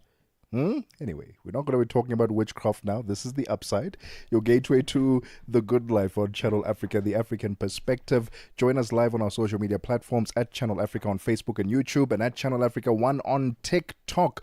Or alternatively, just download that SABC Plus app so you can take us with you wherever you go on your Android or your iOS device. All right. We're going to talk about media, news, because South Africa's independent and community media play a critical role in holding power to account, keeping local stories alive, and giving voice to communities that often go unheard. But as print advertising dries up and digital platforms dominate the news cycle, many small publishers are facing a crisis of survival. It must be innovative, inclusive, and digitally equipped. It can't just be resilient. That's where the Digital News Transformation Fund comes in, a new initiative offering financial support and strategic guidance to help small independent media adapt and thrive in the digital age. It's a bold step towards safeguarding South Africa's media diversity and democratic values. Joining us now is Leanne Kuntz, head of the Digital News Transformation Fund, to unpack what this means for journalism and how the fund plans to empower newsrooms for the future. Leanne, thank you so much for your time. Welcome to The Upside. Let's start off with the current landscape. What are some of the biggest challenges facing small and community-based media platforms in South Africa? Thank you. Yes, I think you've mentioned some of them. You've touched on revenues that have been shrinking and enormous digital disruption, which threatens the sustainability of the entire sector. So this is an enormous problem that the whole sector is facing. But at the same time, these publishers are extremely important for our local democracy, for accountability, as you mentioned. Yeah. But really importantly, they are trusted voices in communities that they serve, and often in underserved communities. So what we're looking to do with this fund is to shift the focus away from what has been a short-term crisis response in the sector to a long-term digital readiness and resilience mindset. So yeah, really an important initiative, I think, that really serves a critically important sector. Very important work, Leanne. Let's talk about the fund, specifically in its support of small and community-based publishers. And also, if you could elaborate on the types of innovation or transformation projects, I want to say, that you are hoping to see through this work. So we support 3 different tiers of projects. So this is, in the first place, it's project-based funding. So we'll support 3 different tiers of projects. The first one is called the Build tier, which is a foundational level. So here we're looking at early stage news publishers, those in need of foundational digital tools. So things like websites, content management systems, cameras, audio-visual equipment, etc. And then guidance, obviously, to formalize their operations. We have a Grow tier, which is your middle tier, and that's like mid-stage news publishers, a little bit more established with an online presence, who need maybe some strategic and technical support to grow their audiences, to perhaps launch new products or to diversify their revenue. And then we've got an Engaged tier, which is our final, most distinguished or evaluated tier, and that looks at publishers who are, in the first place, have less than 1 million unique visitors to their websites and are ready to experiment with maybe sector-wide innovations or new business models that we can replicate and scale across the sector. So those are the kinds of things we're looking at, all digitally focused, obviously, looking at sustainability, long-term sustainability, looking at feasibility and capacity. So those are all the kinds of things that we're looking at. And Leanne, how can funding help these outlets build better digital strategies, right? And whether it's mobile-first reporting, audience engagement, or even new revenue models for them? So I think the funding is just one part of what we're trying to do. So every grant that we've got and that we're going to be dispersing towards the end of this year is going to be paired with capacity building. That includes mentorship, that includes a peer network element. So as much as the funding is critically necessary in terms of just building capacity and building resources, I think that's a really important element as well, is that this capacity building, mentorship, and the strategic guidance that's going to go along with it. So as a fund, we'll offer not only the funding, but also that kind of support to all of our grantees to enable them to create a sustainable change within their operations. That's very important. Building capacity is very important. I think also just the uniqueness of how newsrooms are, in the media environment, they need a certain type of capacity building so that they can thrive. And for us to bridge these gaps that you're talking about, Leanne. So let's talk about how you find the right newsrooms to fund and to build mentorship programs around and other capacity models. Talk to us about how you are looking and finding these spaces that can do with this level of help. Well, there are so many. It really hasn't been a problem to find them. We've had probably 4 times the number of applications that we can actually fund for this round. So we've got there's a lot of need out there. And that's one thing that we've noticed. So we've just recently closed our first phase applications. And we got 160 odd applications for our first round, which is really, really incredible. We will have a further funding round in March next year. And that's the first year of 3 with this Google funded project. So So there is more to come. So that's a very important message I want to put out there. We've got so much need out there on the ground. So what we did was we put out messaging on websites and social media. We've got sector partners that we work with, those being the AIP, SANEF, the Press Council of South Africa, the MDDA, and a number of others, and that we put messaging out through to help encourage people to apply. We had lots of support on the Chikalulu side. So Chikalulu Social Investments is the independent manager of this fund, with nearly 30 years of experience in fund and grant management. So we provided support on the ground to help applicants with the application process. We provided guides, we provided workshops to help people through the process of the documentation that they needed to complete. So yeah, really not difficult to find them.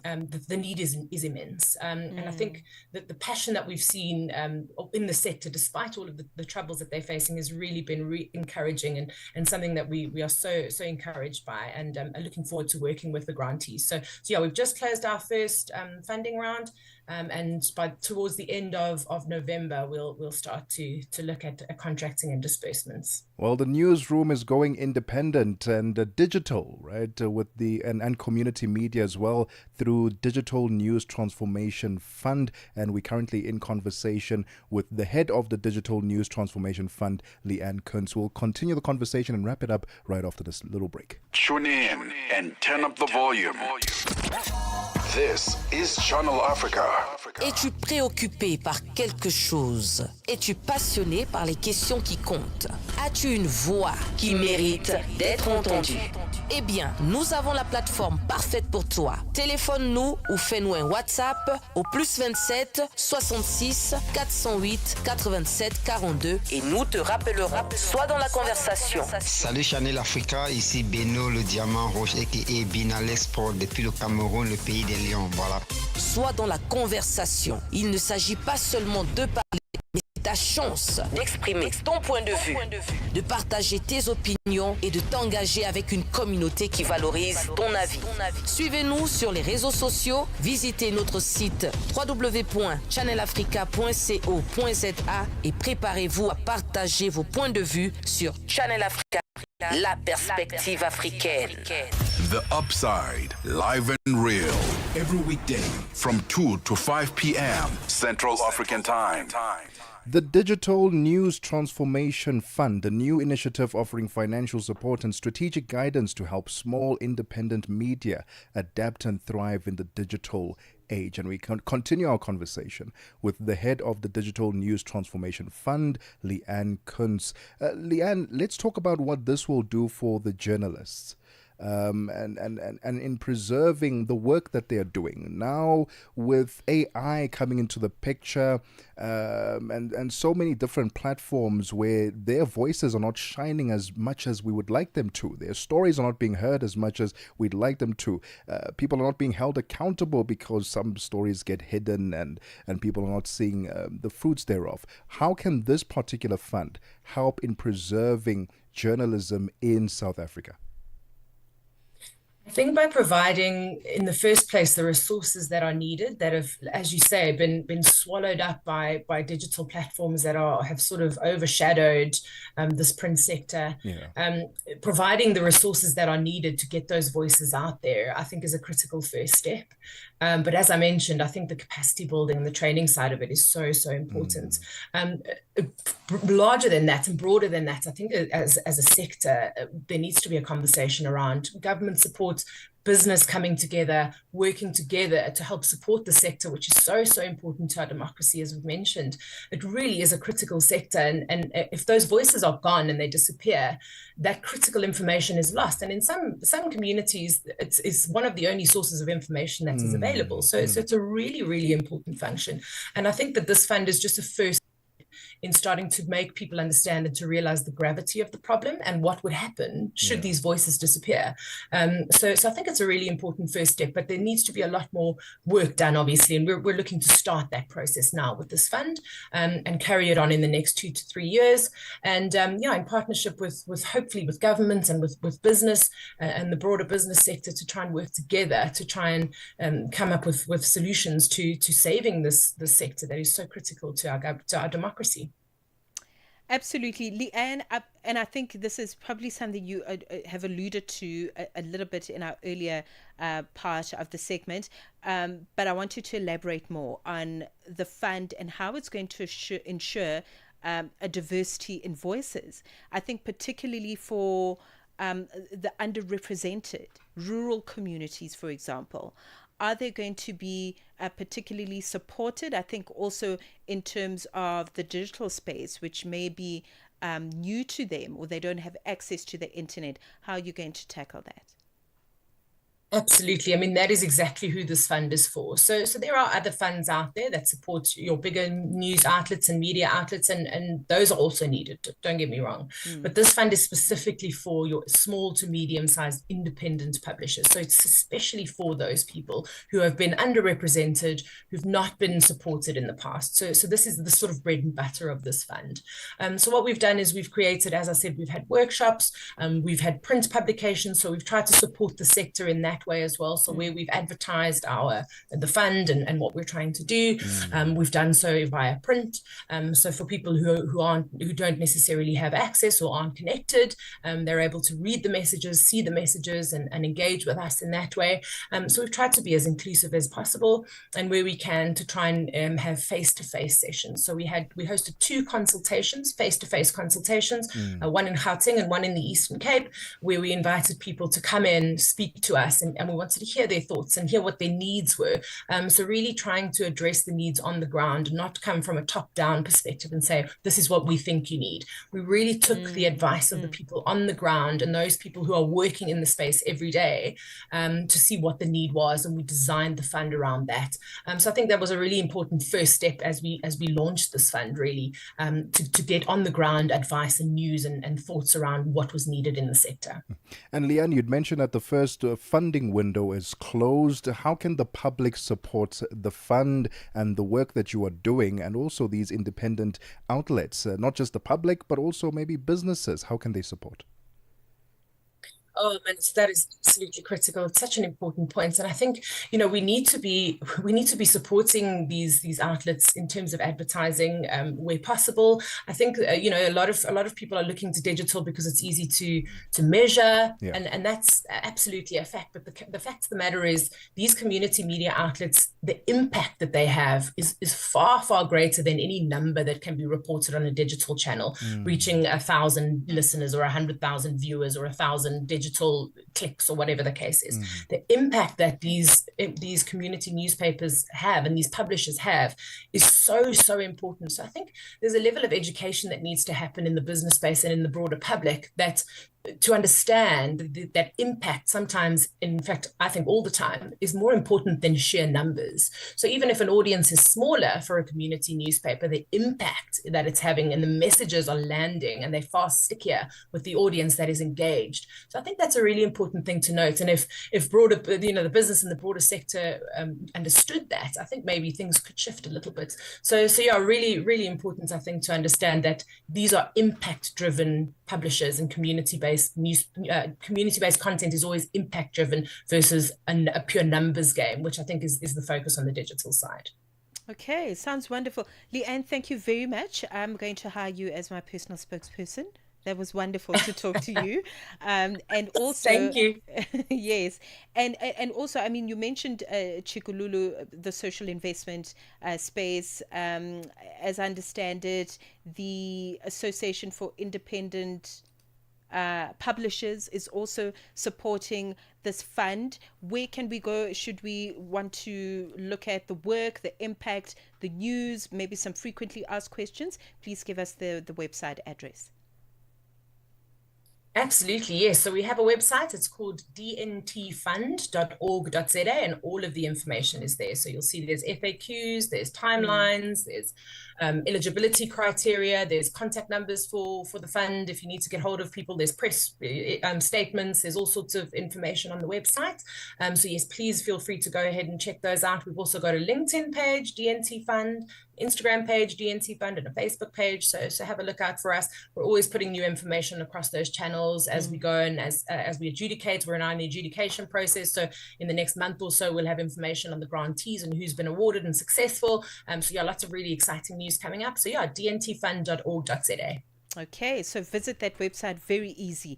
And also, if you just go online and you just type the word, the website will pop up at the top of the screen. Digital News Transformation Fund is what they are called. Thank you once again, Leanne Kearns, joining us in her capacity as head of the Digital News Transformation Fund.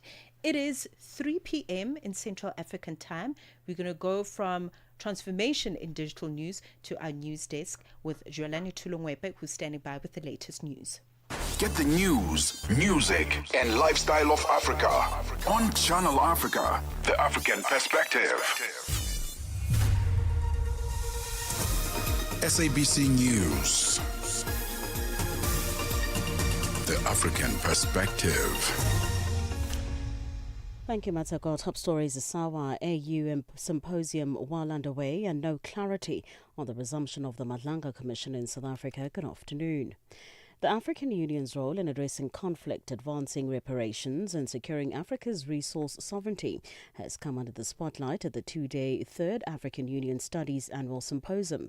The symposium kicked off this morning with scholars, policymakers and activists deliberating on the AU's advances and what has been termed the new scramble for Africa.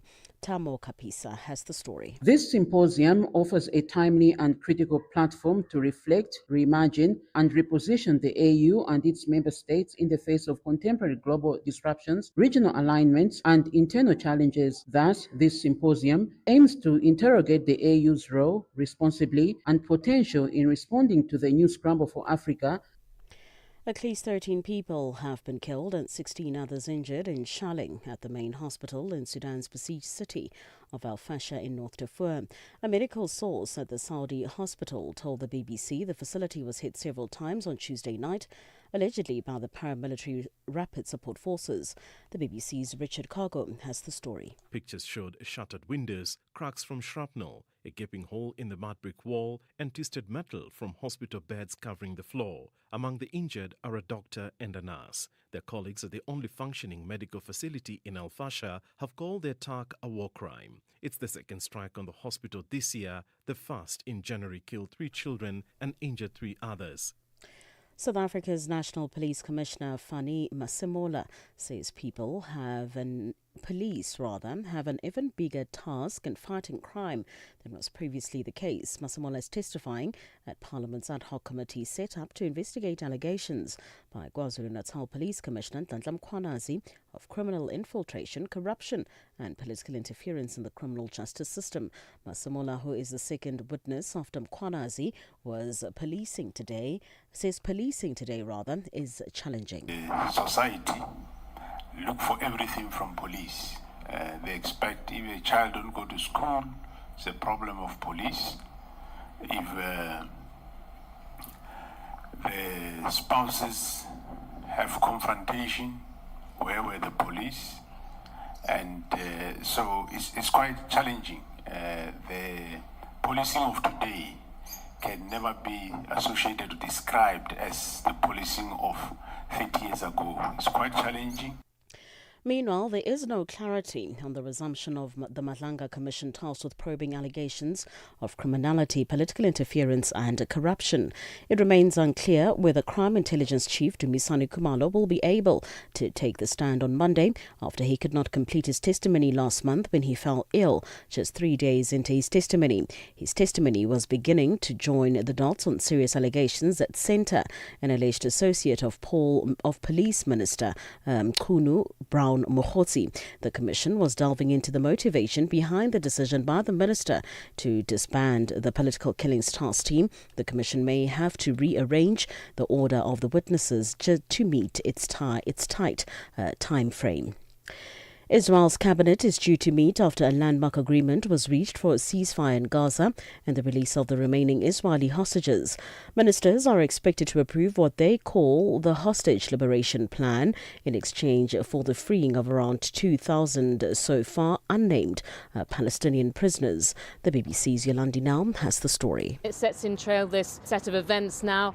We should have the Israeli Security Cabinet meeting in the afternoon. They have to give the approval to this deal before it is then voted on by the entire cabinet. But it is considered at this point, despite the criticism that's seen as inevitable from the Israeli Prime Minister's far-right allies that the deal will go through. They have to approve the list of Palestinian prisoners that will be released from Israeli jails in exchange for the hostages. And then once that has happened, we should start to see the Israeli forces pulling out in Gaza. They should withdraw to the lines that have been agreed upon with Hamas.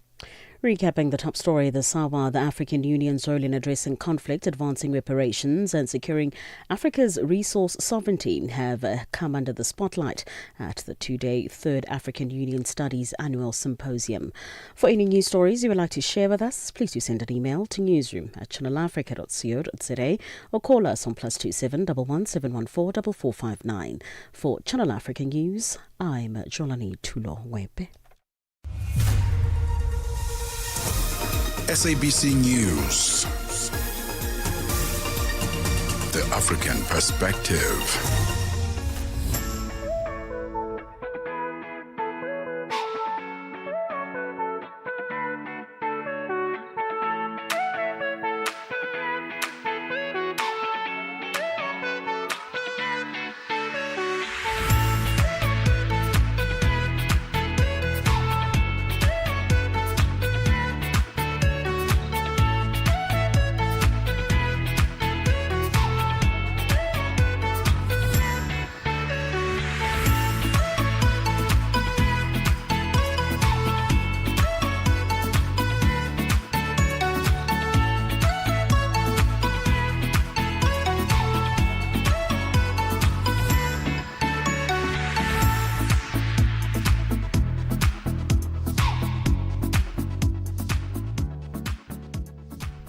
6 minutes after 3 p.m. Central African Time. Welcome to the final hour of The Upside on Channel Africa, the African Perspective with Tebogo, Lekhuleni and Mmatsheko Mosito. We're still coming to you live from the Auckland Park Studios in Johannesburg, South Africa. Happy Thursday. Thank you so much for tuning in this afternoon. You can join us live on our social media platforms at Channel Africa on Facebook and YouTube and at Channel Africa 1 on TikTok. If you have DSTV, it's Channel 802, OpenView Channel 628, or you can download the SABC Plus app so you can take us with you wherever you go on your Android or your iOS device. If you'd like to read some of our conversations through our podcasts, go to www.channelafrica.co.za.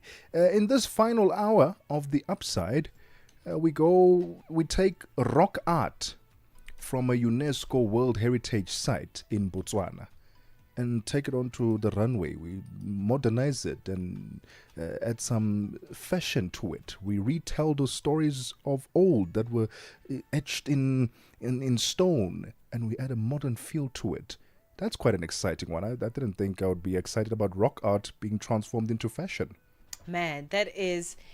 You know what I'm starting to really enjoy, and I think particularly with today's conversations, when we spoke with Kenjana, the founders of Kenjana and Blacktallion. The Blacktallion, yes.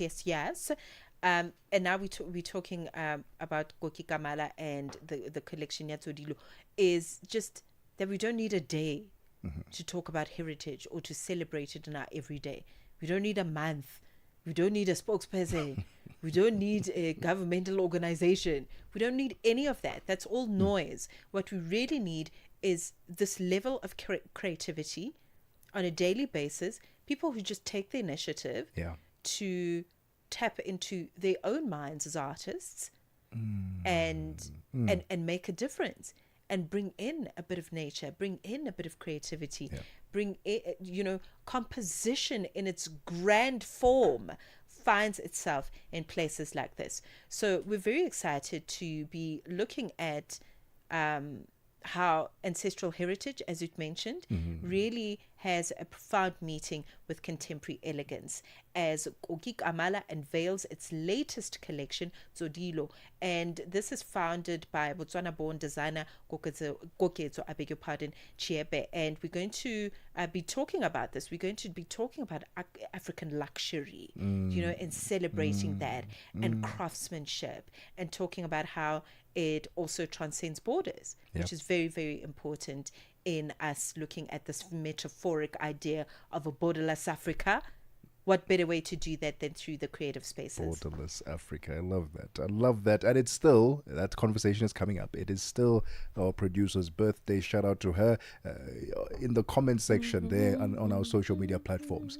At Channel Africa on Facebook and YouTube, and at Channel Africa 1 on TikTok. Just drop her a happy birthday. Happy birthday to Nombuiselo Tango, and a happy birthday to you if you're celebrating your birthday today, the 9th of October 2025. It's 10 minutes after 3 p.m. Central African time. Welcome to the final hour of The Upside.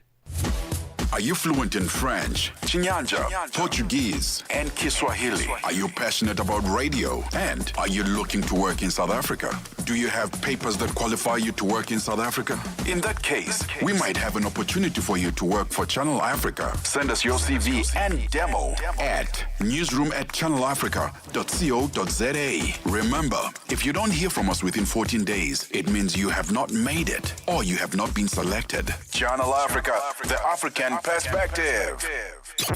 Mornings made better with Peter and Asanda on Rise and Shine, weekdays 6 till 9. Malawians go to the polls next week in a high-stakes general election where citizens will choose a new president and 229 members of parliament. And this comes 5 years after the country's 2019 election was annulled by the Constitutional Court due to widespread irregularities in a landmark decision that overturned the victory of the then President Peter Mutharika. I'm not saying we're a perfect government. No, nobody is. I mean, we've seen even South Africa facing challenges with the fuel that's going up and with whatever challenges. But you know what? When you are dealing with an IMF policy that says do not employ so many people because you are going to become a welfare government and all of that. And Dr. Chakwera said I've got high numbers of unemployment. As a government that is answerable to Malawians, we have found IMF policies wanting on many issues. We believe the people who pay us taxes to put us in our positions, we owe them employment at the minimum. That's Dr. Jesse Kwabila, who's the Minister of Higher Education in Malawi. Mornings made better with Peter and Asanda on Rise and Shine. Broadcasting in 5 different languages, connecting the continent. This is Channel Africa, the African perspective.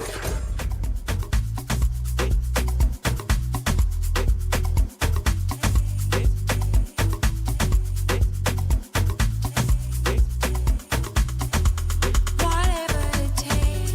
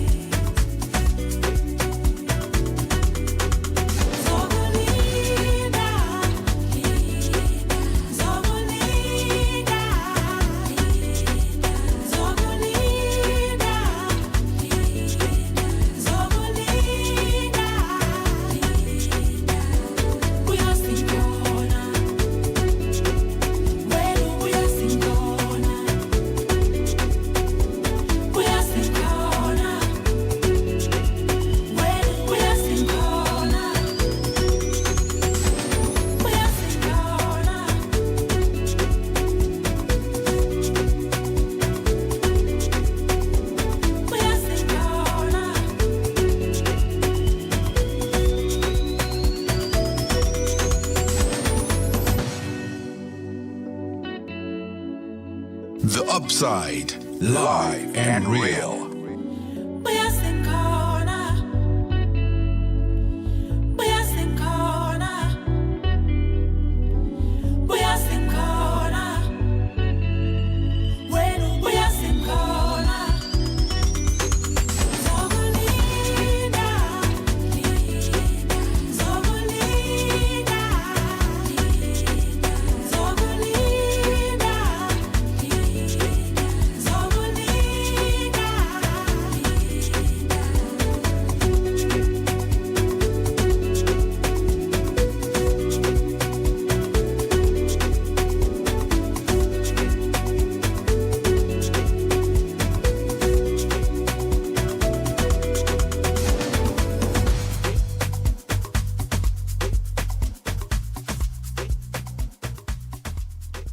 Fifteen minutes after 3 p.m. Central African Time, DJ Chase there with Linda featuring Busi and beautiful music coming to you on the Upside this afternoon, your gateway to the good life. Thank you so much for tuning in on this Thursday edition of the Upside. Earlier I was asking, what are some throwback snacks for you? It is a throwback Thursday, isn't it? And we were asking, what snacks do you want to throw back? You wish you had them now. Either they've discontinued them or you just don't know where to find them because they've now become so exclusive. What are those snacks that you want to go back to? I said earlier, yogurt and the whatever it was, whether it was chocolate or cereal or muesli, whatever, that combo was such a combo, that one. Oh, I don't know why they discontinued that. That was just an on-the-go snack, that one. It made you feel like a child who lives in a palace. Oh, as for palace. Like just a special kind. Like it was just too special. Also, I think also because we are in the heat of the seasons, as it were, it's now we're entering the summer season. Because it's so hot, I'm thinking about ice. We just used to call it ice block. And it was like 2 cents. They still sell them, eh? Yeah, it's like an affordable cooler. They're expensive now. How much is it now? Don't tell me it's more than $5. Well, some of them sell them for $5. When was this? Well, $5 is reasonable in this economy. No, some of them sell them for $5. When was it? Someone I tried to buy a couple of months ago. Guy was selling it for R3.50 or something like that. And for me, I was like, oh no, that's expensive. These things used to be like R1. Oh, come on, like 50 years ago. So $3.50 is actually quite reasonable. They've got up a bit. But can you imagine how many you would get for R3.50 back in the day? Back in the day, you'd get a whole cooler box full. No, back in the days it was ridiculous what you could afford. With just 2 cents. With just R5, R10, you were rich. You could buy a whole sandwich and a drink with that R10. Yeah, actually. So Ice Block, and then there was another really popular brand that used to make frozen yogurt. Oh my goodness. What's his name? M-A-Y. Mayo. M-A-Y. Mayo. I didn't want to say the brand. But it's Mayo. We know it. So. It was frozen yogurt top tier. Like it was so good. It was so good, and you had to get it cold. My favorite one was the yellow one. The yellow one. The yellow one. I don't remember what the flavor. Oh, I think that's banana. It's banana or tropical, something like that. Yeah. I think that was banana. You're absolutely correct. What about Bibo? Do you remember Bibo? Bibo. The little drinky sippy cup. I didn't like Bibo. You didn't like Bibo? No, and also I've always been a food snob. So stuff that seemed like it had too many preservatives, I didn't like to eat that. Okay, all right. But let me tell you, frozen yogurt any day when I had lots of money, because that was slightly bit more expensive. Yeah. So when I did have a little extra and I was disciplined enough maybe to save 50 cents a day until it got to like R2, then I could buy myself a mayo. Oh, my favorite. Throwback snacks. And hopefully we'll get into conversation with our guest because they are going back to rock art. And they are bringing it into our modern contemporary art space and fashion space because they are using some of the drawings that are found in a UNESCO World Heritage Site in Botswana. The rock art that is found there, they're using some of that as an inspiration for their designs and dressing, and not dressing, but in fashion. And I think that's going to look out of this world. Listen, I would hey? wear that. I definitely You would. would. That's your. Oh, kind I of would vibe, wear actually. that, Yeah, man. yeah. I can just picture the design. Also, I think what's so significant, as you mentioned, Botswana and the heritage site that they draw inspiration from. This is a celebration of a Southern African fashion story. Yeah. Because the collection, as we are told, is also going to close Zim Fashion Week for 2025. Oh. Which is incredible. Right? all So right. we're celebrating various regions through this work. We're hoping to get the founder of the Botswana-born designer and founder Kokezo Chiepe, who's going to join us and talk about Koki Kamala, so we can find out. And also, like, it would be so nice to hear the words and kind of attach our own visual representation in terms of what she's saying. But hopefully she'll have a garment to show us on Zoom as well. Oh, we can't wait for that. And you can check that out, hopefully when you get her on the line, at Channel Africa on Facebook and YouTube, and at Channel Africa 1 on TikTok. This is how she defines her brand, right? Koki Kamala. Heritage, craft, luxury. Luxury leather and artisan craftsmanship, sustainably made with handcrafted or hand-picked artisans. Stories woven into timeless design. All right, it's 21 minutes after 3 p.m. Central African time. Hopefully we'll get Koketsa on the line. Ukatili wa kijinsia unaharibu maisha na kutenga jamii. Hutokea nyumbani, shuleni, kazini na mara nyingi kwa ukimya. Lakini hauwezi kuendelea. Ukiona, ongea. Ikiwa unaumia, funguka, kwa sababu kutofanya lolote sio chaguo. Sikiliza vituo vyote 19 vya redio kuanzia Jumatano ya tarehe 23 Julai kwenye mijadala, ushauri, tamthilia, maonyesho ya elimu na mahojiano na wataalamu, manusura, watunga sheria na nchi nzima iliyoathirika na ukatili wa kijinsia kwenye vituo vyako pendwa vya redio. Piga simu 0800 428 ili kuripoti unyanyasaji, kupata msaada. GBV ikomeshwe na wewe. Ujumbe huu umeletwa kwenu na shirika la SABC. Zilipendwa na Abedi Jean de la Croix. Leo tujadili kuhusu chipukizi wanaoimba nyimbo za wasanii wengine. Unadhani hili linatokana na nini, Omari? Nadhani kweli kwamba tukizama muziki ya sasa, hasa wasanii ambao ni chipukizi, kwa kweli kwamba yani karibu kutoka muziki wao wenyewe, lakini wanakuwa wanapenda kuhubiria muziki ya zamani, hizo muziki ya wengine ambao ni hivyo. Wengine wanadai kufanya hivyo ni kupromote vipaji vyao haraka ili waweze kujulikana. Je, yawezekana kukawa na ukweli wowote au ndio kukosa kabisa kipaji cha kuandika mistari? Ndio, unaona kwamba msanii anapoazimia kwamba kuchukua wimbo mwingine wa msanii mwingine na kurudia yani mara mbili sivyo, haionyeshi kwamba yani ndio wanaanza kazi ya muziki aidha, lakini ukiangalia kabisa asilimia kubwa utakuja kuona kwamba wanakosa ile mawazo ya kutunga muziki. Zilipendwa kila Jumamosi kuanzia saa 12 kamili majira ya Afrika ya Kati hadi saa 1 kamili majira ya Afrika ya Kati. In this episode of Channel Africa Conversations, Peter talks to Dr. Tulisile Buddha, an academic, author, and an expert in indigenous knowledge systems. Join us for a compelling discussion on preserving African languages and traditions in the digital era.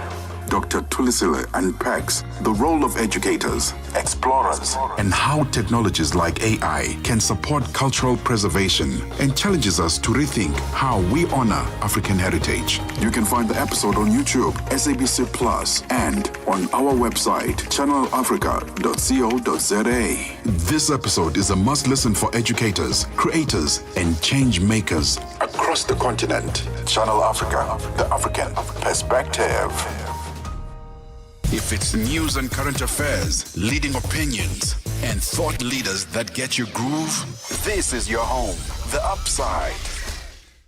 3 p.m. in Central African time. Let's talk fashion. Okay, let's talk fashion that ties its elegance to ancestral heritage. Koki Kamala unveils its latest collection known as Todilo. Okay, this, as we understand it, is an updated story of the land, drawing inspiration from Botswana's sacred landscapes, from the ancient rock art of the Todilo Hills to the serene waters of Okavango Delta and other places that carry this wonderful story. So we are going to be speaking to the Botswana-born designer of this wonderful range. Her name is Kokezo Chiepe, and she is the founder of Koki Kamala. If you just go on their website, you will see the most exquisite jewelry, the heritage collection, the handbag collection. I mean, it just gives you hope for what is possible when we merge our ancestry and ancestral memory and tie it to fashion. Thank you very much for joining us, Koke. It's so wonderful to have you on Channel Africa. Thank you so much for having me. I'm sorry for all the glitches and stuff and the noise in the background amid Zimbabwe Fashion Week. Oh, yes. And we're going to talk about that. Not to worry. I think it's definitely worth it. Let's talk about what inspired the theme Tsodilo. I mentioned a little bit, but if you can elaborate on the story of the land of Botswana, the landscapes, and how they have shaped your creative direction. The Tsodilo Hills was a very important story for me to tell, because I think it's important that we tell, we share our stories, where we come from. I've always told stories, African stories, whether it's Adinkra symbols from Ghana. And in Botswana, in the heart of the desert, there are these rock art paintings that are thousands of years old, and there's over 1,000 of them. It's called the Louvre. They called it the Louvre of the desert because there's so much art there. It's like a museum of art left by our ancestors. And I thought, how amazing would it be to reimagine these into textile, into earrings like the ones that I have, and just create like a really beautiful heritage collection that honors us. Tell us how you are bringing that, bringing those sceneries, the art. How are you bringing them to life? For those of us who are not that creative in our minds, like, how is she doing this? It sounds interesting, but I don't know how she's doing it. Well, I mean, you mean how am I reimagining the designs into wearables? So we're putting them onto textiles. I'll show you a bag here. We have a bag into bags. So the rock art paintings, we're engraving them onto leather bags. Our landscapes, which are the Okavango Delta, we're doing like meandering river earrings. Just using the landscapes as inspiration to create like the collection and reimagine it into textiles and engraving it into leather, and to create like a meaningful collection that is truly Botswana. Oh, I love that. Really beautiful. Okay, let's talk about the bustle. We can hear the sights and sounds that you're sharing with us at the Zim Fashion Week for 2025. We understand that the collection is going to close the Fashion Week in Zimbabwe for this year. So, talk to us about your showcase for this year and how immersive you want it to be as it takes the center stage. Well, it's an honor to be invited to showcase in Africa. I think it's important that we have more of these showcases on African land, telling African stories. So I'm really excited to be doing that, sharing my own story, which is like the Botswana story. It's a postcard from Botswana. We've got a lot of beadwork that I have done in collaboration with artisans, as I love heritage craftsmen. And so we've done like a really beautiful presentation of, the Tsodilo Hills reimagined onto textile, beaded. And that's what we're going to be showcasing on Saturday. Beautiful Botswana sunsets, the landscapes, the salt pans, and the beautiful art from the Tsodilo Hills. How can we follow the journey and keep up with what you are displaying at Zim Fashion Week, and also the work that you do in the broader context? Where can we find you on social media and website as well? Yeah, my website is kokikamala.com, and on Instagram at kokikamala, LinkedIn also at kokikamala. Okay, it looks beautiful. I am absolutely obsessed with this tote bag. Oh my goodness. Mini carry all large jet set. Listen, I'm getting myself that one for Christmas. Thank you so much, Kokezo. All the best Thank for you your so much. showcase. I'm sorry I hope I'm late. It was just this, yeah, there was just a lot going on. But thank you so much for having me and for having me share my story and giving me visibility. Thank you so much. I'm so grateful. Oh, you are most welcome and very deserving. Please visit kokikamala.com and check out all the products, from the handbags, the heritage collection, the beautiful artisanal jewelry, and all the good stuff that really represents our Southern African story so beautifully through fashion. It is 3:30. We're going to check in with sports. Fikile Lingwati, what's happening? Sports on Channel Africa. The African Perspective. We kick off with football news this hour. South African Football Association, SAFA, is working towards hosting its first ever CAF Pro license coaching course before the end of next year. This is a landmark move that would make South Africa the first country in sub-Saharan Africa to stage the highest level of CAF coaching education. The plans were confirmed by SAFA acting head of coaching education, Kineilwe Maestro Matibela. Until now, CAF Pro license courses have only been conducted in North African countries such as Morocco, Algeria, and Egypt. Matibela details the processes they need to follow for this pro license coaching course. Well, I've officially left, but never really left because, so obviously FIFA understands that the MAs are their members. So also understanding the crucial position that I played within my MA, they wanted to make sure that there is a proper handover, not just to snatch me out. So I've been assisting the association since June to this point, in hope that they'll be able to find the right person to be able to step in and I can hand over to. And six-time champions Argentina defeated Nigeria 4-0 to eliminate the Flying Eagles from the 2025 FIFA Under-20 World Cup in Chile at the Estadio Nacional Santiago. Argentina's win avenged their 2-0 loss to Nigeria at the same stage of the 2023 edition, which they hosted. Alejo Sako opened scoring in the second minute. Maha Carrizo doubled the lead in the 23rd minute with a free kick after a foul by Nasiru Salihu on the edge of the box. Nigeria's appeal for a penalty was waved off after Ramirez brought down Salihu in the area. The loss ends Nigeria's campaign in Chile. The Flying Eagles are two-time runners-up at the tournament. Cricket news now. South African fast bowler Kwena Maphaka has been ruled out of the one-off T20 international against Namibia in Windhoek on Saturday, and the white ball tour of Pakistan due to a hamstring strain. The 19-year-old sustained the injury during the Lions' opening four-day series match against Western Province at Newlands in Cape Town last week. He'll be sidelined for at least 4 weeks. Dolphins fast bowler Odnil Bartman will replace Maphaka in the T20 squad, while Lizard Williams has been added to the one-day international squad for the Pakistan series. Felix Auger-Aliassime has booked his place in the Shanghai Masters with a straight sets win over 8-seed Lorenzo Musetti. Canadian Auger-Aliassime forced the only service break of the opening set in the fifth game, then saved 3 break points in the sixth game. The 12th seed closed out the set with a love game before forcing back-to-back breaks in the second set to lead Italian Musetti 5-2. Auger-Aliassime, who had gone out in the second round during his 3 previous appearances in Shanghai, wrapped up a 6-4, 6-2 win in an hour and 26 minutes and will meet Arthur Riddenkirk in the quarterfinals.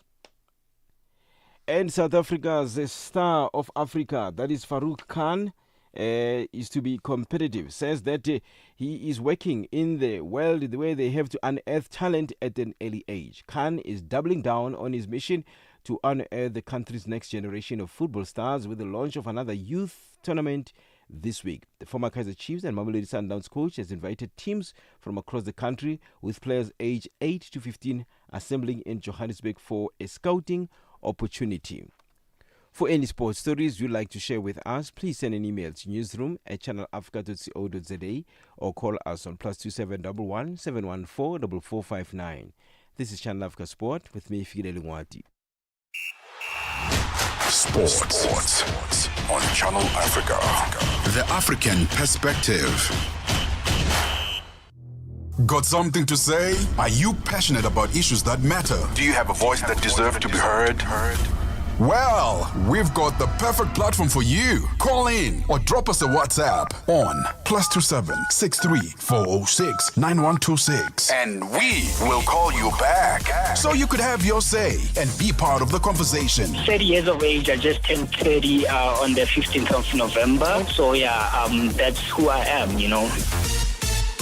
It's not just talk. It's your chance to air your views. Share your opinion. Engage with the community that values your perspective. Follow us on our social media. Visit our website at www.channelafrica.co.za and get ready to share your views on Channel Africa, the African perspective. We are on Open Views Audio Bouquet. Channel 628. 35 minutes after 3 p.m. Central African time. Let's get the final business news. Nosipo Zuma is standing by.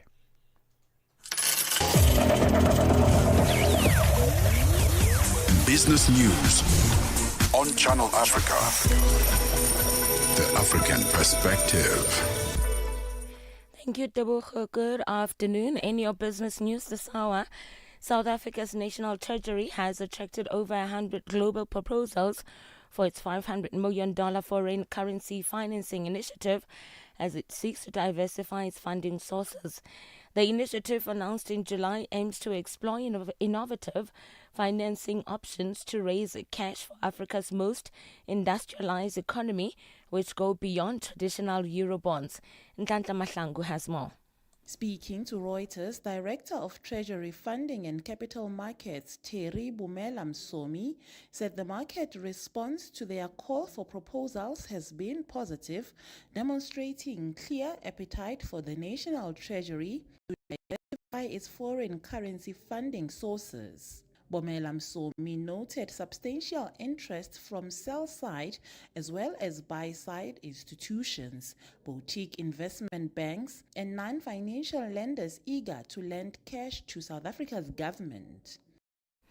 Lesotho's High Commissioner to South Africa, Nzime Jafeta, has assured Basotho citizens in the diaspora that Lesotho's government is implementing major reforms to make investing in the country easier and safer. Speaking at the Lesotho Diaspora Investment Forum at the Gallagher Convention Centre in Midrand, north of Johannesburg, Jafeta said the reforms include simplifying investment procedures, enhancing transparency, reducing corruption, and improving the overall business climate. The government of the Kingdom of Lesotho has undertaken significant reforms to simplify the process of investing in our country. This includes streamlining legal and administrative hurdles, ensuring greater transparency, and making capital flows more accessible. The Democratic Republic of Congo will start building gold reserves. Now, the move comes as the country tries to bolster its currency and lift its economy. Gold prices, which hit record highs above 4,000 an ounce on Wednesday, have surged more than 50% year-to-date, partly driven by strong central bank buying around the world. Congo has not been holding gold as a store of value despite producing sizable quantities of the metal. Mining companies operating in the Democratic Republic of Congo have underreported $16.8 billion in revenue between 2018 and 2023, potentially reducing funds for the government and local communities. Now, under Congo's 2018 mining code, firms must contribute 0.3% of annual revenue to community development funds that typically support schools, clinics, and water systems. A June financial audit by the country's Court of Auditors, seen by Reuters on the 5th of October and previously unreported, found that companies declared $81.4 billion to the development funds, but reported $98.2 billion to tax authorities. And finally, oil prices are a little changed today. Now, this has investors weighed a ceasefire deal in Gaza that could ease tensions in the Middle East against stalled peace talks in Ukraine that could sustain sanctions on Russia and curb its exports. Brent crude futures were down 12 U.S. cents to $66.13 a barrel. U.S. West Texas Intermediate crude dropped 14 cents to $62.41. Your financial indicators: $1 in Nigeria is trading at 1,000 naira 469, and Botswana is 13 pula 20. Kenya, the dollar is trading at 128 shilling 44, and in Zambia is 23 kwacha 69. The BRICS countries: $1 in Brazil is trading at 5 ruble 35. Russia is 81 rubles 60. India is 88 rupees 77. China at 7 yuan 12. And in South Africa, $1 is trading at 17 rand 18. $1 is trading at 75 pence to the British pound and 85 to the euro. Looking at commodities, gold is trading at $4,039 and platinum at $1,658 per ounce, while the price of Brent crude oil is at $66.37 a barrel. Now, for any business news stories you would like to share with us, please send an email to newsroom@channelafrica.co.za or call us on +27 11 714 4459. For Channel Africa Business, I'm Mosito Zuma.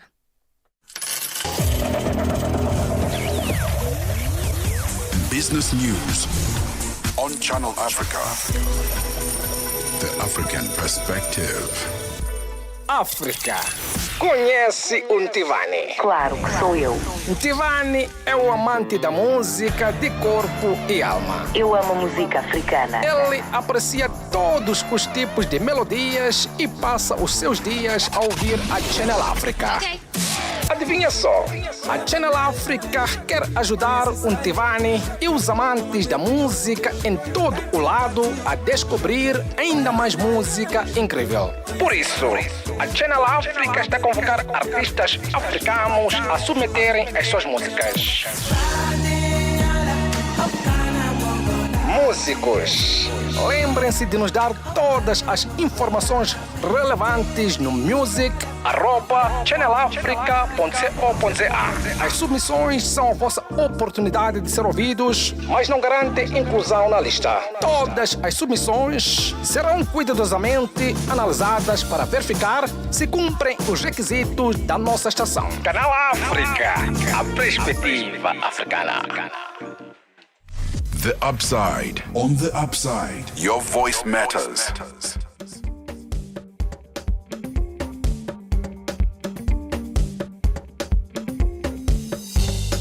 One moment I resent you, suddenly I'm back in love. You're far from perfect, so am I. I've realized I will embrace you. Good or bad, I take a note. I will embrace you. Good or bad, I take a note. There's a feeling I get, no other man could ever trigger. There's a feeling I get from you, no other man could ever trigger. There's a feeling I get, no other man could ever trigger. There's a feeling I get from you, no other man could ever trigger. Love, it's only you. Love, it's only you. Love, it's only you. Love, it's only you. Only you know me that well. Only you know me. Only you know me that well. Only you know me.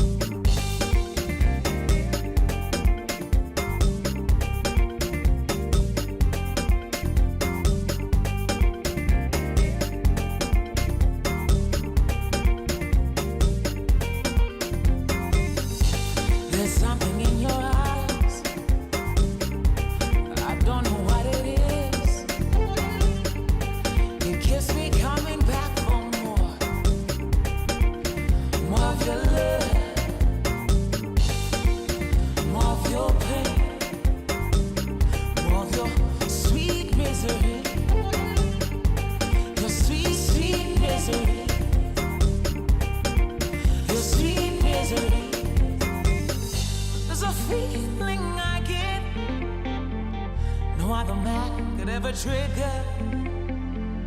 There's a feeling I get from you, no other man could ever trigger. There's a feeling I get, no other man could ever trigger. There's a feeling I get from you, no other man could ever trigger. The Upside, live and real.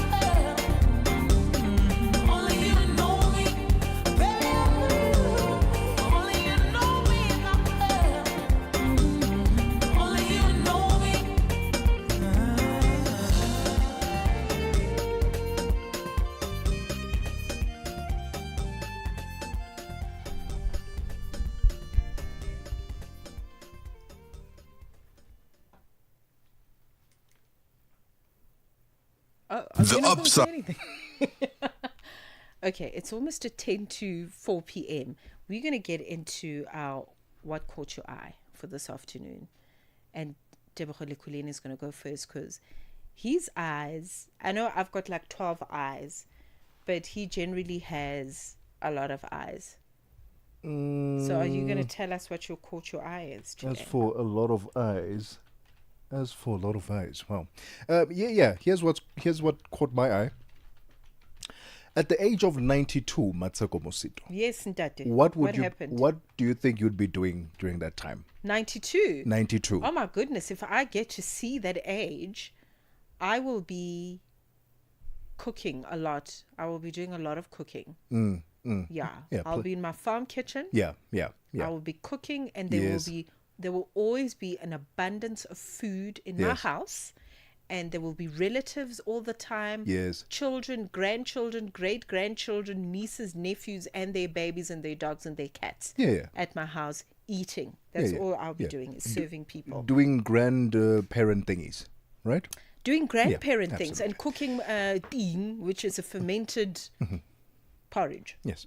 What you will not be doing is standing for election as a president at the age of 92. No, absolutely not. Because Cameroon's 92-year-old president, Paul Biya, this past Tuesday held his first campaign rally in the far north of the region, and he's set to become, he currently is, he's the oldest head of state. He seeks to extend his 43-year rule in the October 12th, which is coming up this week, presidential election. This was the first time that he's done a public appearance in a long time. I mean, at that age, he's old. I saw videos of him walking. I'm like, this guy must sit down.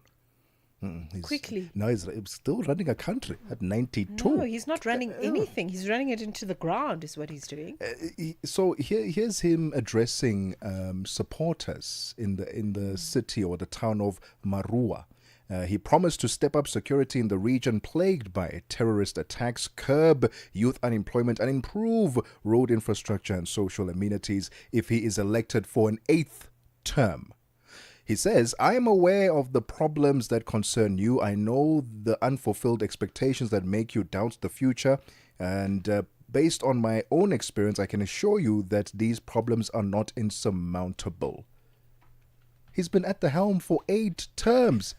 He's talking about the problems that he was a part of, and it could have changed over that period of 43 years. Oh my God. So my question is and also this is a president who's hardly in his own country. He mostly visits Europe for medical treatments and for vacations and so on and so And forth. hip replacements, I'm sure. Wow. Okay. Not that far. Okay. Well, actually, based on his current walk, it's very possible. But he's out of the country. He hardly has a leg or a know-how of what's happening on the ground in his very own country, but here he is running for another term. And the problem is that because the opposition parties are so ununited, he is likely going to win again on the 12th of October. And then continuing his reign as though, why is it that African leaders don't want to relinquish control? What is it with holding on to power? You can't even walk there. You should see his video, Mmatsheko. He's about to fall. And he wants to run the country. Why can't we just say, I'm done. Thank you, I am done. I'm going to retire and be with my grandkids. Exactly. I wanted to say that. When do you actually get time to enjoy the different phases of your life and your timeline? You know, being a child, being a teenager, partying, you know, getting into university, then getting your postgrad, starting a business, you know, enjoying the phases, getting into politics, getting into power, and then being a grandparent, for crying out loud. When are they going to enjoy that part of life? Because by the time they want to enjoy it, unfortunately, it may be too late. That's the problem. That is the problem right there. So because you are obsessed. Yeah, Cameroonians, please let us know. What is it with the president? Why does he not want to relinquish control and just retire peacefully? And I know many of you Cameroonians in the comment sections there, when you saw that video of him walking, you're like, this guy's about to fall. Watch him fall. Watch him fall. Oh no, he's we don't at that want age. A hip replacement. Please, can he just step aside? But why can't African leaders, and he's not the first, to hold on to control until the last dying minute?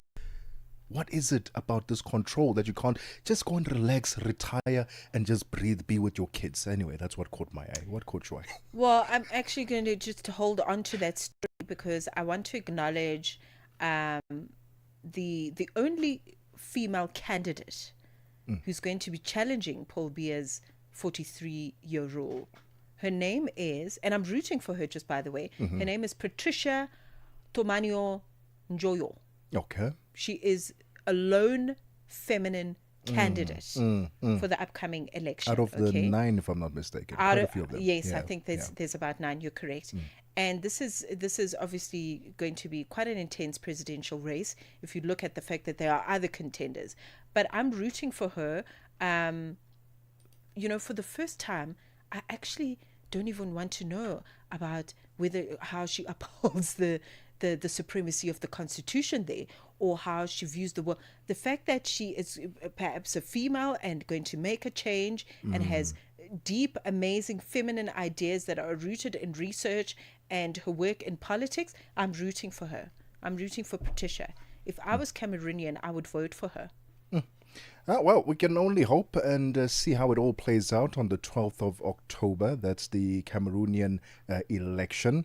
And I know what was said, what I read up about, was that about 20% of the country's 8.2 million eligible voters have been plagued by attacks by Boko Haram. So these are the terrorist attacks that I was talking about. And as Paul Biya had mentioned, that he was going to try and do his best to ensure that stops. But what about them? How are they going to vote on the 12th of October when there are kidnappings, there are killings happening? All I'm saying is that it's time to just, hand over the baton, relax, go hang out with the kids, the grandkids. Go hang out, Please, yo. Go hang out let somewhere go else. of power, African leaders. Oh, my It's goodness. 6 minutes before 4 p.m. Central African time. Let's take a quick breather. When we get back, we hand over to the Queen of Africa in business. That's Tami Ngubeni. The 14th Oppenheimer Research Conference is fast approaching. Convened by the Oppenheimer Generation Research and Conservation, it's one of Africa's leading platforms for natural and environmental science. enabling young researchers to mix with experienced trailblazers to help translate their research into real-world solutions. From the 15th to the 17th of October, attendees will discuss topics ranging from land management, biodiversity, to wildlife economies. Channel Africa will broadcast live, spotlighting some of the African voices, shaping meaningful approaches to some of Africa's most pressing challenges. África. Conhece o Ntivani? Claro que sou eu. Ntivani é o amante da música de corpo e alma. Eu amo música africana. Ele aprecia todos os tipos de melodias e passa os seus dias a ouvir a Channel Africa. Adivinha só, a Channel Africa quer ajudar o Ntivani e os amantes da música em todo o lado a descobrir ainda mais música incrível. Por isso, a Channel Africa está a convocar artistas africanos a submeterem as suas músicas. Músicos, lembrem-se de nos dar todas as informações relevantes no music@channelafrica.co.za. As submissões são a vossa oportunidade de ser ouvidos, mas não garantem inclusão na lista. Todas as submissões serão cuidadosamente analisadas para verificar se cumprem os requisitos da nossa estação. Canal África, a perspectiva africana. The Upside. On the Upside, your voice matters.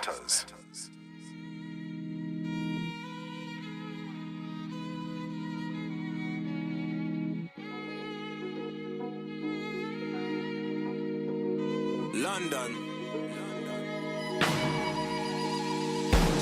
I'm feeling vibes on vibes. I'm a ticking dynamite. I blow your candle lights. You know I'm just that type. No, them no fit kill my vibe. Them no fit kill my vibe. Them no fit kill. Them no fit kill. Them no fit kill my. Wise man said, follow the stars. There you shall find a piece of advice. If you hit your enemies, enemies shine. If you're not a friend of me, enter the light. Cause you can never kill my vibe. Got here with no sacrifices. Everything was taken, still had to make it. Vibe killer, me I no go take shit. Vibe killer, bloody somebody that protect my energy from your bad aura. Then my pastor say I be my healer, everything I desire. I go receive my reading, flow like a river. If you get yawa, come on go and sit down. I go just para, come off my jigger. I go just follow my dream. I'm feeling vibes on vibes. I'm a ticking dynamite. I blow your candle lights. You know I'm just that type. No, them no fit kill my vibe. Them no fit kill my vibe. You no fit kill. You no fit kill. We're 2 minutes away from 4 p.m. in Central African Time. Bloody Samaritan by Arya Star coming through as we're about to wrap up the Thursday edition of The Upside. And if you caught the last segment of us talking about 4-decade-long rule in Cameroon, I'm sure you're very disturbed. But listen, I really am. I'm really rooting for Patricia Tomanio Njaya to take it. Okay, she is the only feminine candidate out of 12 human beings that are running for presidency. So this is an election that we're going to be watching very closely, and I think it will be a celebration for everyone. This will be a very beautiful, big African success story if a woman actually gets into presidency after really taking down a man who's, how old is he? 200 years old? 92. Oh, 92. Don't exaggerate. 92, and he'll finally get to go spend time with his grandchildren. We Maybe make it's way. great-grandchildren at this point. I mean, can you actually, the poor great-grandchildren, they need to spend some time with the old man. What's happening? Africa in Business coming through with Tammy Gubeni after the 4 p.m. news bulletin. A lot happening, as we do every single Thursday. A very good afternoon, by the way, to all of you. As we do every single Thursday, we bring you the G20 feature. It's getting closer and closer to the actual summit. And we know in the backdrop of the meeting of the Pan-African Parliament, we're asking this afternoon, what role does the Pan-African Parliament play in bringing the African agenda to the table and in shaping the narrative, especially around the key issues, obviously, climate change, energy justice, trade justice, and all of that. So we'll be speaking to the Pan-African Parliament this afternoon. And I'm very excited about this one. Our C-suite feature. When I say Nomfundo Mcoyi, do you know who I'm talking about? The writer? No. But if I say Icebo lethu. Is this a program? No, I actually know Tebogo. I just forgot what they do. Funerals. Yes. Funerals. Oh, wow. They're literally, yes. I mean, they're literally one Now of I the... remember. And I just saw them this weekend, actually. They're literally everywhere. They are everywhere. They've done such a phenomenal job. So we'll be speaking to the founder and CEO of Icebo lethu. And lo and behold, it's not just the funeral business that they are in, but they've branched out. They're not just Icebo lethu Funerals, but it's Icebo lethu Group. So she'll be bringing us into a confidence about her journey. She really is a self-made woman. And when you talk about self-made, it's her. She used to be a teacher, and from there she started... Well, tune in and find out her story. Oh man, I fall more and more in love with the stories that come through on Africa in Business. That one is definitely worth a listen after the 4 p.m. news bulletin. Thank you, Queen. We'll be listening. One thing for sure, certain is that you guys clearly haven't been burying people in your life recently. Yeah, Oh, I wow. mean, how do I not know Icebo? And also, like, I've had so many deaths of people. I think also you mentioned group, because I thought at some point it was a legal wing in there or something. Yes. No, I mean, may long stay that way. May you not be burying anybody in your lives. I mean, it will happen at some stage. It's 1 minute after 4 p.m. Central African time. Upsiders will do this again tomorrow, same time, same place. Coming up next is Africa in Business with Tamin Kubeni. Bye-bye.